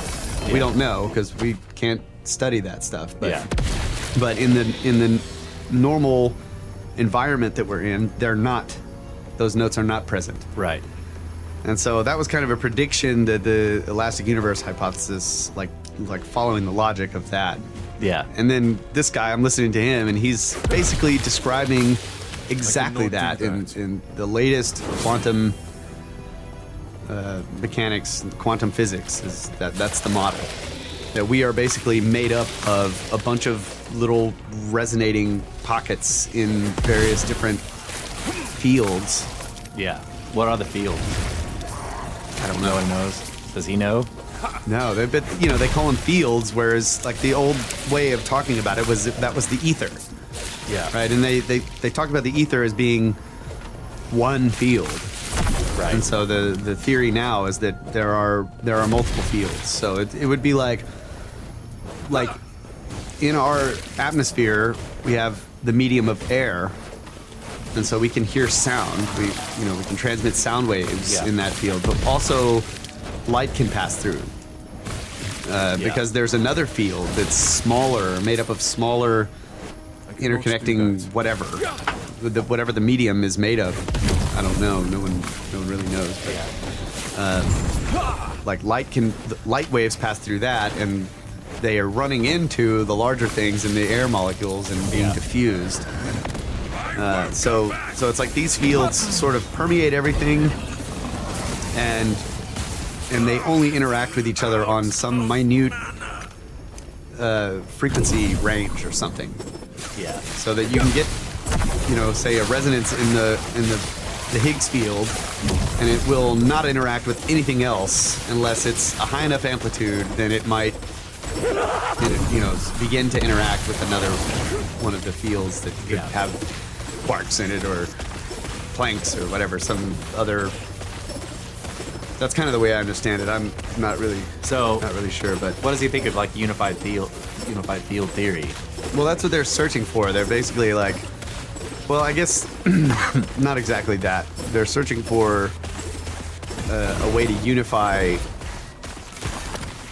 basically all Quantum of and classical mechanics. yeah, and gravity's the big one. Like nobody, they still don't Yeah. know how that works. But I don't. I think I don't know. It's not really a unified field. I think is the idea is that it is multiple fields. It's a lot of fields. Yeah. And we don't actually know how many there are. Yeah. But so like they found this is why they were looking for the Higgs boson. In other words, what they're really saying is we're going to try to create a resonance in a theoretical field. Yeah. That we, doing all the math and doing all this theoretical crap, we were assuming there had to be some field like this Yeah. in order for it to be able to decay into these other fields, into resonances in these other fields. So if we get high enough energy and we can get that field to actually resonate, we should see the decays in through these other fields into these other particles or into these whatever. And that's kind of what they basically found, what they theorized. So that's, people think of it, or I've heard it being talked about in terms of the Higgs field is what gave particles mass. Yeah. Down or die. Right, and I don't think that language is even right. No. And that's another thing that Sean Carroll talks about is that it's kind of sad that so many physicists and scientists that talk about quantum mechanics don't really understand it and didn't take the time to really study it. Yeah. And so there's been so much sort of disinformation, I guess, about it because of the lack of the ability to describe it properly. Yeah. So it's been kind of confused. And he claims that, like, and he's written some books about it, and his whole goal is to get, he thinks that, like, any layman can understand quantum mechanics. It's not, some ridiculously not understandable thing, which is what it's made out to be, because the people that have been discussing it, the authority figures that have been discussing it, never took the time to really try to understand it. So I love that about this guy. Like the way he describes that area of physics is great. But he believes in the many worlds. Like he's a follower of that. Yeah, he says his favorite theory is the many worlds theory. Right? Yeah. But he always says, like, not everybody agrees with me. Yeah. I'm not. This is and it's not. He treats it like he likes the idea. Right. It's So not basically like the Schrodinger's cat thought pyramid. The cat is alive in one world and dead in the other. And that both things happen. Yeah. And that's another weird thing is that, like, that's all about a spin. So there's like the particle can have a spin one way or a spin the other way, a clockwise spin or a counterclockwise spin. Yeah. Like entanglement. Yeah, and so once we measure it, and then I heard today, I think I was listening to it today, something about how one way he described measuring it was we don't really know how to describe what measuring it is. Yeah. Because they're not really sure what the interaction is that's allowing them to measure it. That's the other thing. It's like, the way I interpret it is that what we cannot measure is what the interaction causes to happen, because we cannot see or measure any particle before an interaction. Yeah. It's impossible to measure anything without interacting with it. Right. So since we can't know its state prior to interacting with it, then the act of measuring it's not really understood what we're doing. Yeah. Right? Yeah, and it changes the state. It changes the state, and it can either be one or the other. And so, like, that seems to be fundamental on that level. Is it like the interaction between two of these resonances is sort of the fundamental way that the universe is built. Yeah. And so that's sort of a problem that we can't actually look at the building block Without running into the building block into without having so it's like you can't observe one brick. You can only look at the brick wall. it. Yeah. So look at that brick. You have to throw another brick at it. It changes it. Exactly. And I just think that's really cool. Like this is one of the other things that kind of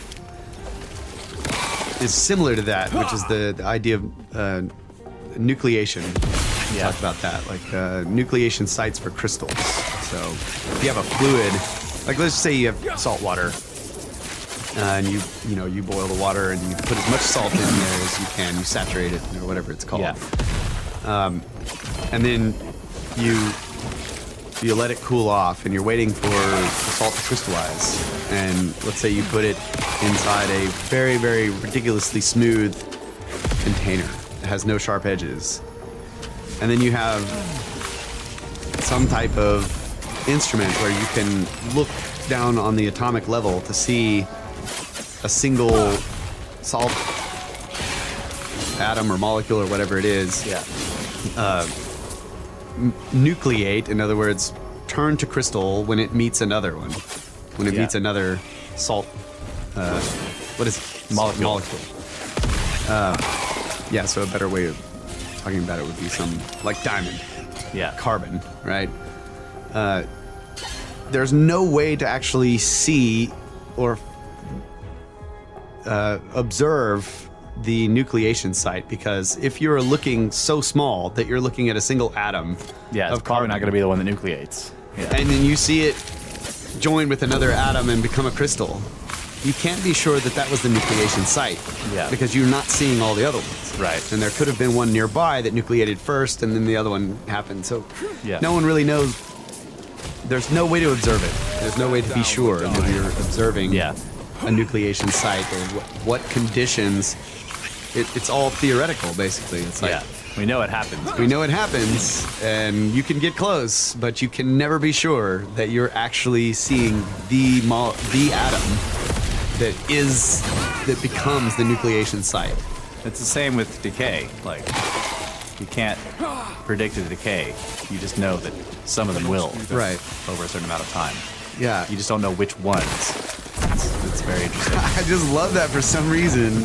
I just love that kind of stuff. Like, those are the type of mysteries to me that, like, we have no answer for. And it's like... It's almost there is no possible answer for it. Right. Yeah. Like, you cannot observe the building block of the universe and see it in its natural state before it interacts with anything else. Right. Because in order to observe it, you must interact with it. Yeah. In which case, it is no longer that thing that you thought that you were looking for. Right. And it's like, that's... I don't know, something about that kind of stuff in physics, to me, I know some people will probably laugh at this, but it implies some type of sense of humor. Yeah. To me, you know? Somebody's playing a joke on us, mate. I just think that shit is cool, dude. Yeah, that is cool. And I think that we've taken a long break from Cannot do that. deep diving into the Elastic Universe idea, and I kind of like wanting to revisit it because there were it was such a huge thing we did for years. We just we're talking about this all the time, and running through all these standard model ideas and comparing it and comparing it and comparing it. And there was just so much, and we didn't really document it. Yeah. But the more I learn about little things about physics here and there, the more I'm just reminded of it. Like, God, need to go back and revisit that whole thing. Like after we looked into the electric universe and all of these different ideas, and that's the other great thing about the state of physics right now to me is that we have, like, before quantum physics really took hold and became a big part of the conversation. Any alternative idea would be scoffed. We've already got it figured out. Yeah. And so now that this is like the prevailing model of the universe right now, quantum field theory. It's you can tell it hasn't really percolated out into the main, discussion about physics. Yeah. There's basically one guy talking about it, as far as I know, and it's Sean Carroll. Anyway, we got to take a break. Went a little bit long. Sorry about that. And we'll come back and talk about resonating snakes. Maybe a little bit.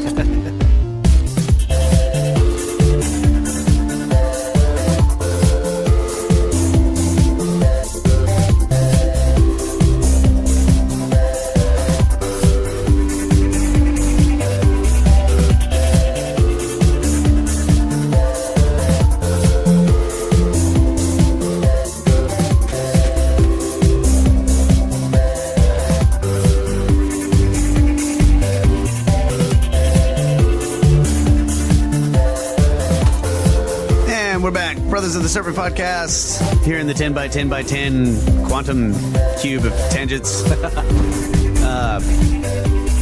Yeah, so I don't know if any of that made any sense at all, but I think it's really cool. I had one other thing I want to add. The idea of quantum entanglement. Well, I can tell you there's like one universe in which I understand it and another one where I don't. And I might be in the second one.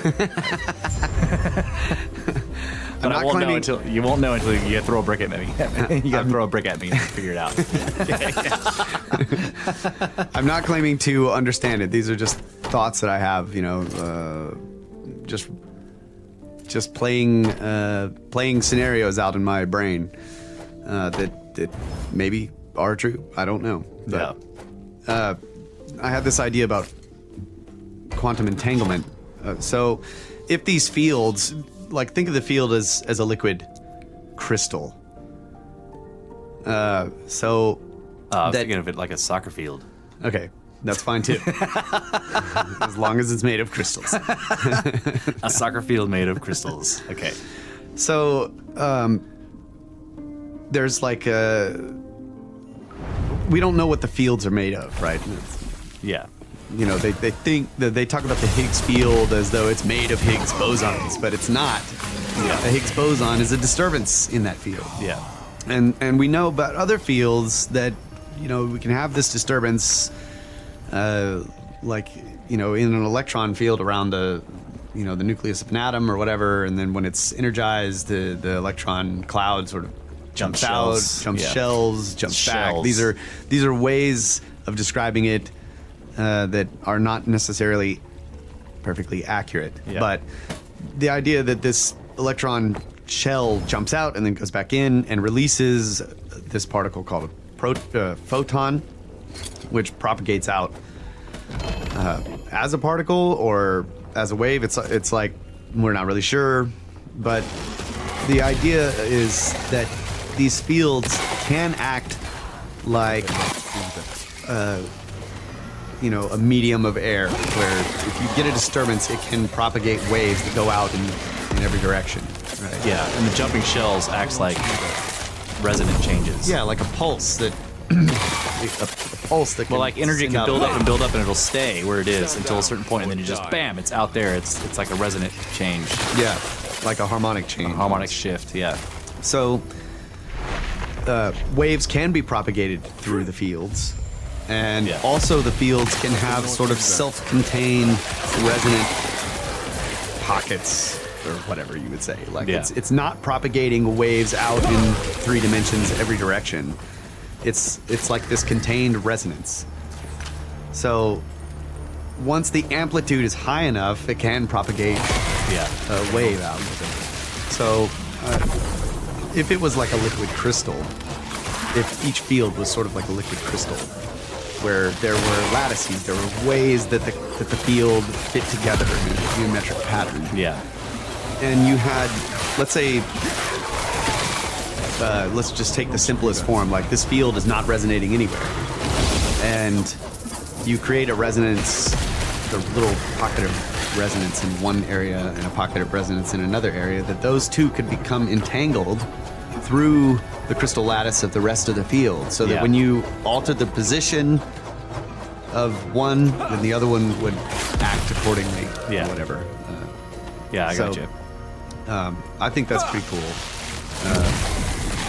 But I don't know. Still just like interested in quantum physics. Don't really know, but That crystal idea makes sense in terms of entanglement. yeah. It's strange that entanglement works through the noise of all the other Right. particles too. But still, there is information everywhere, right? So Yeah. the fact that two resonant pockets in two totally different areas can be entangled depends on all the information between. What about superposition? I'm not sure. The superposition is the idea that comes about because of the fact that we can't measure it without interacting with it, so that it can be both before we do it. Mm-hmm. And so once we do it, it becomes one, but the other one also exists in the future that's appeared. Yeah. So the superposition is the fact, or the idea that it is both spinning this way and spinning the other way before we interact with it. And I don't think that's right. I think this is why I don't subscribe to the many worlds theory, because that's interesting to think about, but I don't really think that's the way it works. I think that it depends on the nature of the interaction which one comes, and it's really hard to give probability when we can't observe the thing before we interact with it. We can't measure it before. Well, not when they're quantum, but people have done this with macro objects too. In what way? Remember we talked about the study the guy did where he took a macro object. He called it a sliver of metal, Cannot do that. Yeah. and he there was a TED talk that he did on this whole thing basically. So this is incredibly dumbed down. It's a 20-minute TED talk, and he's trying to describe this quantum stuff. But he basically put it in a vacuum, took it down to almost absolute zero, wrapped it in a Faraday cage so that it didn't have any noise around it. Right? And it was part of a circuit. It was a piece of metal that was part of a circuit. He said it was microscopic, but it's still a macro object. Yeah. Made of many, many, many billions of atoms of this metal. And that it was part of a circuit. So that was how they were interacting with it. Uh-huh. Okay. And they had basically cooled it down and pulled all the air out and put it in a Faraday cage, so it was absolutely still. It was in an absolute zero state where it was not vibrating. Yeah. And then they pinged it with a laser, and then they were getting the information that it was both vibrating and not vibrating at the same time. It was in a superposition. Yeah. So I don't know. I'd have I to don't look know into what that. But what I do know is that the language that is used to talk about quantum mechanics is really, you got to be careful. Yeah. Because the way, this is one of the things that gave rise to the whole, consciousness affecting things on the quantum level, was the original language that they used to describe the problem that they were having when they were trying to look at objects in the quantum level. Yeah, I know. So it's it changes when we look at it. It knows that we're looking, and it's well, you're not actually looking. It's a machine detecting. Yeah. And it's, that stuff has been kind of cleared up. And I'm not suggesting or saying that consciousness is not connected to, on the quantum level. I don't know. Yeah. It's just that it's People not. because people can change the random number generators. So. Yeah, it's not in the way that they were describing. These were a bunch of people who actually were having trouble even understanding what they were doing. Yeah. Originally when they were talking about it. And Yeah. we've come a long way now from that, and those things have been explained better, right? And you have to realize that even talking about atoms and what the things are doing around an atom and all of that stuff is, they're almost like metaphors or something for what the math is telling them. Mm-hmm. Yeah. They're not little balls with little other balls orbiting around them like a solar system. It's not really like that. Yeah. We don't know what the shapes of them are. It's very hard to figure out what their geometry is. Yeah. because we can't see where they are. Yeah. It's like you can't figure out where it is, and you're not sure if you're actually going to interact with it at all when you try to measure it. Yeah. So the way they really like the way they talk about it with each other is wave functions, and like the wave function collapsing is what happens when they go to measure it. Yeah. Yeah, that makes sense. Anyway, we can move on from that. That's one of the things could be a whole segment that I thought wouldn't actually be a whole segment that I was thinking about. But it still is like, why is the wave function collapsing? You're saying it's because of the way that they're trying to measure it. So they're trying to interact with it. This is the point. Nothing would be interacting with it if the consciousness wasn't there to interact with it. So the consciousness is in some way directing the interaction when it collapses the wave function. Well, I mean, we're directing. It's like if you set up a machine to shoot a laser at something to measure that thing or its speed or whatever. Yeah. When the quote unquote photons, these other things that we don't really know what they are because we're trying to measure another one over there, interact with each other, we can't tell they're not in the same state anymore because we just hit it with a hammer. Right. So, because the consciousness wanted to hit it with a hammer. Yeah, I mean, but they're doing it all the time anyway, right? Without us trying to do it. It's just that when we go to actually see what's happening already. I'm just saying that philosophically the point remains that consciousness changes the state of any quantum particle no matter what. You can't look at it without changing its state. Yeah, but we're not looking at it with our consciousness. We're looking at it with a tool. That we built with our consciousness.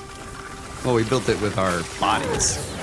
Your conscious mind has to envision the tool, Yeah. and then you enact that into the real world. And then you interact with the quantum particle and change its state. Right, but what I'm saying is without our consciousnesses doing anything, these particles are interacting with each other all the time. How do you know that? You can't see them without interacting with them. Well, I mean, there's if everyone died, would the whole universe disappear? It's like the tree in the forest question. Yeah. Sure. If everything that was conscious died, would the universe still exist? I don't know, I because don't the either. universe might be conscious. Yeah. So Yep. I'm just saying that the language that they use is what gave rise to this idea, because before anyone discovered quantum physics, nobody was talking about consciousness interacting on the quantum level. Right. Right, so we are trying to figure out how physics works, and we figure out that there's more going on than what we thought before, and then we start to build machines to try to study all that stuff, and then the language being used to describe what we're finding when we study it gives rise to this whole thing that, like, when we look at it, it changes. Yeah. That's all I'm saying. I'm also saying that that's not the only reason that gave rise to that, but I understand what you're saying. Yeah. But that's what my point is. You have to be careful about the language being used. So I would have to look into that study, is all I'm saying, like, and see what was, in my opinion, really going on, based on what I've learned. Yeah, you want to materialistize it. Well, I don't know what he means by it's both doing this and both. No, I'm not doing talking about that study. I'm talking about the things where people can sit next to random number generators and change them. Yeah, I don't know. That's like you're not using any detector. Or, exactly. Yeah. Or So it's like, an why does assumption remote- that that's on the quantum level anyway. I mean, like anything Yeah. that we do, you could say is on the quantum level. Like I'm moving particles around on the quantum level just by talking. Yeah, exactly. So I'm interacting with the quantum level. We're all interacting with it. It is Which the gives- most fundamental aspect of physics that we know of. So everything that we do is on a quantum level. It's- Right, which gives rise to the question: why do people think that our consciousnly can't interact with it?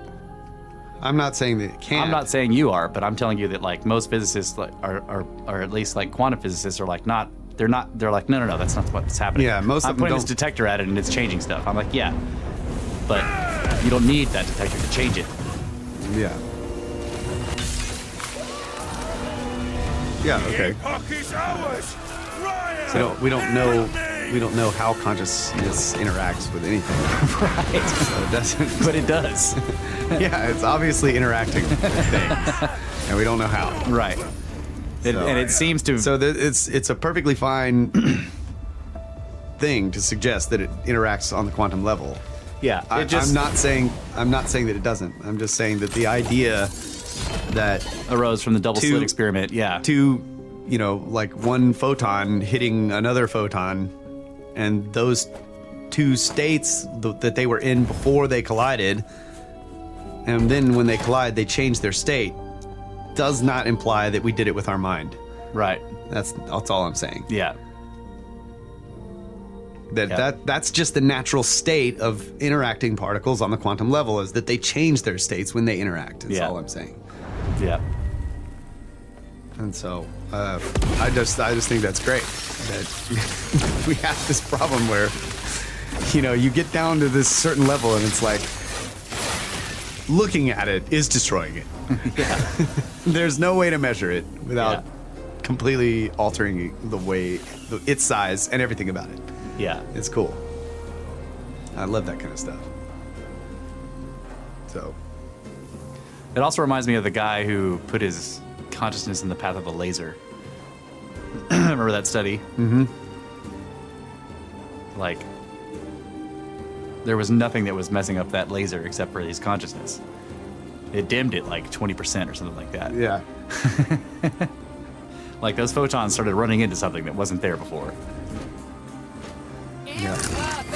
And I mean, there's plenty of stuff about people who can move things around on the, the macro level. Yeah.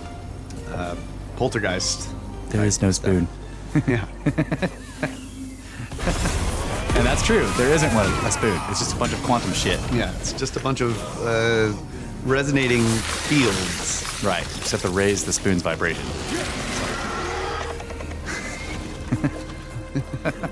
I mean, talk about language that's been messed up. When you raise your vibrations, like, there's plenty of that. So I have these other mass disappearances I was looking at while me and Brett were talking about this. Well, we're out of time. No, I went long on the last It was a segment, mass so disappearance of time. It was my fault. Keep going. Okay, so I was like, I know that there's other stuff besides the plane. And there is. This is interesting. I hadn't heard this before. Another curious account of disappearing settlement is that of the village of Porto Verde in Brazil. On February 5th, 1923, a group of visitors to the small hamlet of 600 people were amazed to discover that there was not a soul to be found anywhere in the town, and homes and other buildings had been abandoned in great haste, with personal belongings and food left behind as is. Authorities launched an investigation but could find no sign of where any of the inhabitants had gone. The only clues left behind were a single gun that had been recently fired, and a message scrawled on a blackboard that read, "There is no salvation." Theories of what happened to the over 600 vanished residents range from the plausible notion that they were forced to evacuate due to attacks from roving guerrillas or drug dealers to the more far-out idea that they were abducted by aliens, but there is unfortunately very little evidence to make any conclusions in the case of Brazil's vanishing village. So that's another interesting one. Like, How many people was it? over 600 people. Dang. And like the idea that they Went off in a jungle to make drugs. Yeah. It's like, I think 600 people running away from drug dealers would make a lot of trail. Yeah. So, I don't know about aliens either, but it's just strange. Joining the ranks of bizarre mass disappearances are those of large amounts of soldiers that, for reasons left unexplained, have vanished without a trace. Perhaps the most well-known of these cases is that of the mysterious disappearance of the Roman 9th Legion. Formed originally in and around 65 BC, the 9th Legion was the most ruthless and greatly feared fighting force in the Roman Empire's military, consisting of around 5,000 of the Empire's most skilled and highly trained fighting men, pulled from a variety of countries. By the 2nd century AD, the extremely well-armed, highly trained army of the 9th Legion had laid waste to enemies in far-flung locales as far and wide as Africa, Germania, Spain, the Balkans, and Britain, and were instrumental in maintaining Rome's iron grip across its vast empire. Indeed, in the 2nd century AD, the 9th Legion was at the tip of the spear that Rome was trying to drive into an insurgence from untamed, rampaging tribes of painted-faced barbarians churning within Britain at the time, like the Celts. Freedom! It was conflict that would test Rome's might, as it was suffering great losses here against barbarian hordes and struggling to keep Britain under its control. In particular, under the reign of Emperor Hadrian, AD 117 to 138, the Romans were losing large numbers of soldiers to the bloody battlefields of Britain, and the whole engagement was so extremely worrying to the leaders in Rome that they would even eventually erect a huge wall called Hadrian's Wall to keep the enemy out. It was into this horrific maelstrom of fighting and turmoil that the 9th Legion marched in around 109 AD when they pushed forth into what is now known as Scotland to face an enemy that terrified most soldiers with their primitive face paint streaked across fierce visages, attire of ragged bear and wolf skins over substantial bear flesh even in the middle of winter, fierce tattoos, booming war drums, and their mystical shamans howling prayers to the ancient Celtic gods in the midst of battle. These barbarians were seen as a ruthless enemy the likes of which no one had ever seen before, yet the 9th Legion bravely marched forth to engage and push them north. This vast force of heavily armed soldiers would go forth to engage and would never be seen again. Thousands of men gone without a trace, not a single one ever to be accounted for. So they've never found any of them, none of their armor, none of their artifacts. Like 5,000 dudes of the most badass army that Rome ever made, like marched into Scotland and vanished without a trace. They've never been found. Oh man. Let's see. Yeah, so he talks about how they made movies about it. Okay, a similarly baffling vanishing of an entire military force is said to have occurred in China sometime around the year 1937. This was during the Second Sino-Japanese War, when China was about to be subjected to the abject cruelty and barbarity of what has come to be known ominously as the Rape of Nanking, in which invading Japanese forces in the then Chinese capital city of Nanjing, now Nanking, over a 6-week period in 1937, mercilessly massacred an estimated 40,000 to over 300,000 civilians in an orgy of killing, looting, and widespread rape. I cannot do that. In the days leading up to this tragic stain on history, Chinese Colonel Li Fuxin had been engaged in a desperate effort to staunch the coming invasion by placing 3,000 heavily armed reinforcement troops along a 2-mile line in order to defend a major strategic bridge over the Yangtze River, or Yangtze, where they waited for the inevitable Japanese onslaught. The defensive line set up artillery and heavy guns in the hopes of unleashing them upon their ruthless enemy, and the colonel himself fell back to his headquarters to await the attack he knew was coming.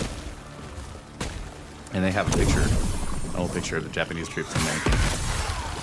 The following morning, the colonel was awoken by an aide who brought news that all contact with the defensive position had been lost. Baffled, he had an expedition launched to the line to check on their current situation, and this is where things got bizarre indeed. When the investigation team arrived, it became apparent that the entire line of over 3,000 men was simply and totally gone. Posts were completely abandoned, and artillery and heavy guns had been left where they were, fully loaded, locked in firing positions, but dead and unused. There was no sign of blood or struggle of any kind, indeed no sign at all as to where everyone had gone at all. It was as if the men had just blinked out of existence. 2 sentries far away at the end of the bridge were still at their posts and claimed that no one had come through that way. In fact, there were several sentry posts set up throughout the area, and none had seen any sort of movement from the large force of men. Whoa. How could they have silently and stealthily have moved without any word to their superiors and without notice to these sentry posts? In the aftermath of the war, there were efforts made to reach some closure to what had happened to the 3,000 plus armed men, but Japanese records held no hint as to their ultimate fate, and it remains a perplexing, unsolved mass disappearance to this day. Considering the Japanese have done everything in their power to cover up and hide the various atrocities committed in China during the war, it is highly likely that we will never know for sure what happened to these troops. That doesn't make any sense. Nobody came through, and they didn't get killed. Why do you think Japan did it? Further weirdness came about in the following years when in 1945, a train carrying hundreds of passengers heading from Guangdong to Shanghai, China, failed to reach its destination, and intense searches turned up no trace of where the train or its people had gone. How do you vanish a train? The only thing turned up of note during the search for the train was an odd lake that had seemingly sprung up from nowhere. In November of the same year, a group of around 100 Soviet forces heading for a train station suddenly and inexplicably vanished en route. A subsequent investigation turned up a camp that had been halfway set up and a fire that had been put out, but no sign of where the men had gone. I cannot do that. Yeah, that's crazy. They don't have it in here, but there's another one. Let's see. There was another one of a British. It's weird that he doesn't have. I thought for sure he would have it in there because he was talking about the military one. But there was another one of a British battalion that was watched. I can't remember what war it was, but they were marching in a field or whatever, and there was like a bank of fog, and they marched into the fog and never came out. And when the fog went away, they were gone, and they've never been found. It's like That's just Yeah, wild. and that was hundreds of men too. It's like the Roman one is in particular very strange. Like you would think after so much time that people would have found artifacts. Yeah. You know, that nothing has ever been found. The entire Ninth Legion is vanished from history. That's crazy.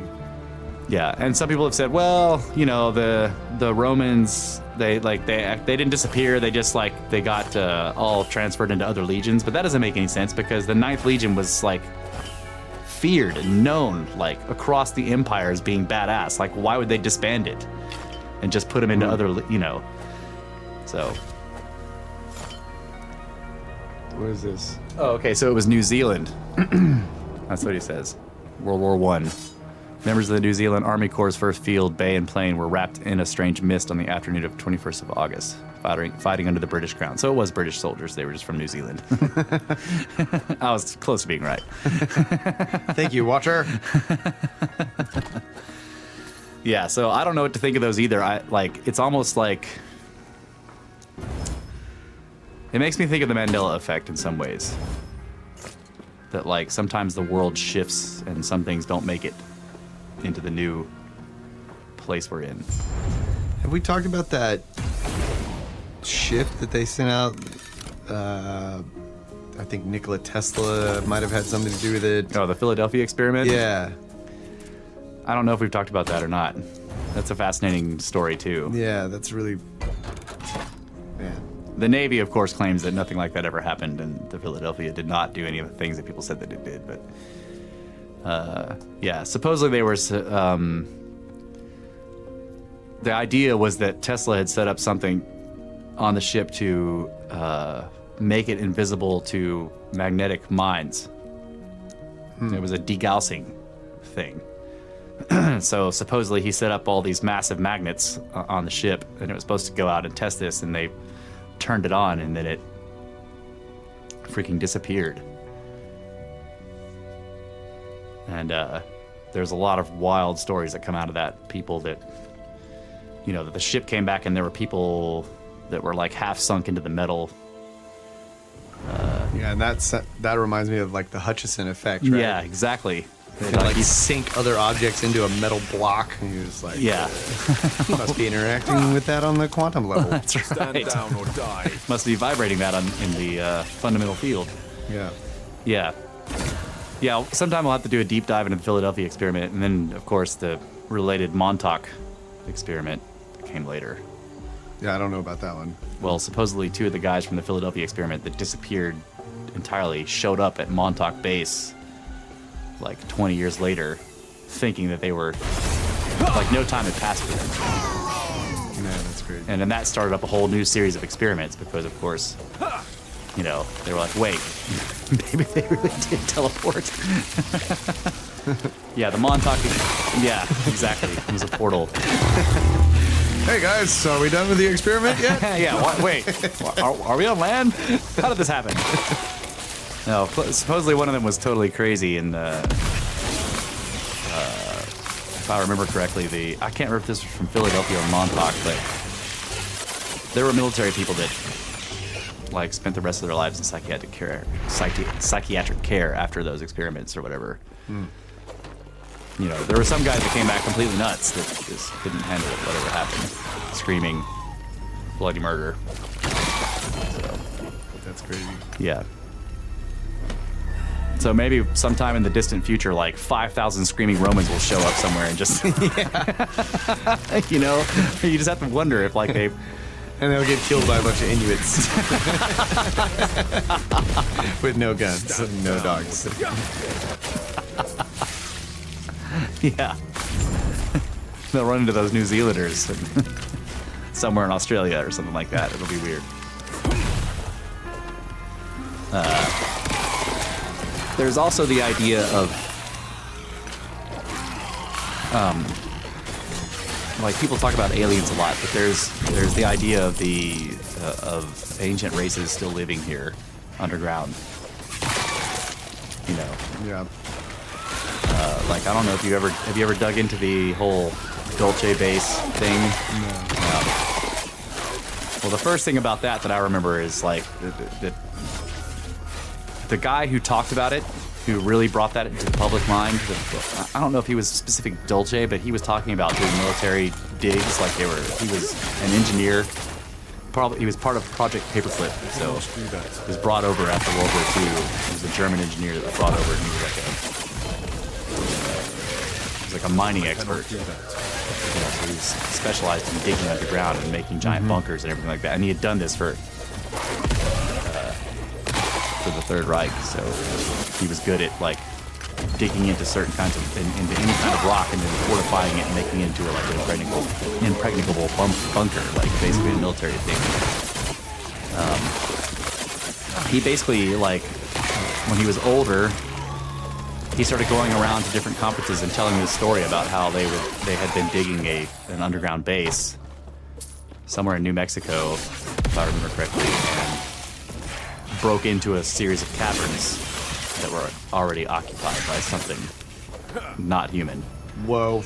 And that there was basically a mini war, because he was there with a bunch of military guys. They were in the process of digging, like, they were digging test holes, deep, massive test holes, and he, like, went down in one of the elevators and saw all the, because they were like, hey, the boring machine, like, hit a cavity. So he went down to see what the deal was, to see, okay, crap, there's a cavern here, but maybe we can use it. And there was a bunch of things down in there, and the soldiers that were with him opened fire because the things were all armed and whatever, and there was this giant war that they lost. Okay. So he told that story, and a lot of people thought he was full of crap. No one believed him. But he was killed in his hotel room. He was on one of these conference tours. Somebody, like, garroted him, basically. Man. He was assassinated. And then they tried to pass it off as a suicide, like that he had hung himself, but it was an impossible suicide. Like, you can't hang yourself on your knees from your own chair, you know? Like, it was... I actually, when I dug into this, I actually saw some of the autopsy photos, and it's like one of those things you can't unsee, but the guy was killed by somebody from behind him with a wire. Yeah. So that, more than anything else, made me look at what he was saying more seriously, because I'm like, okay, he got killed for, somebody like killed this guy. Yeah. For some reason, and he had, Well, it's like this UFO guy. yeah, Like, just, yeah, he's like, hey, somebody's after me. right, I'm in trouble. yeah, If something happens, investigate. right, And then he dies. Puke black blood. Yeah. And then his computer comes back wiped. somebody put polonium in his sushi. Yeah. Yeah, If we ever die, investigate. That's right. And on that note, I think we're done for this week. If we don't come back next week, investigate. Thanks a lot, everybody. Yep, thank you guys very much. We love you. Thanks to the Watcher for keeping us on the straight and narrow. Thanks to Laura for all the intros. Thanks to Kyle and Ty for all the music. Thanks to Kyle for all the production. And thanks to all of you listeners. And thanks to Russ for all the content. All the missing, giant amounts of missing people. All right, guys. Good night, Adamu. Get back to work. I'm going to turn the computer off with my consciousness. Okay. I'll use mine.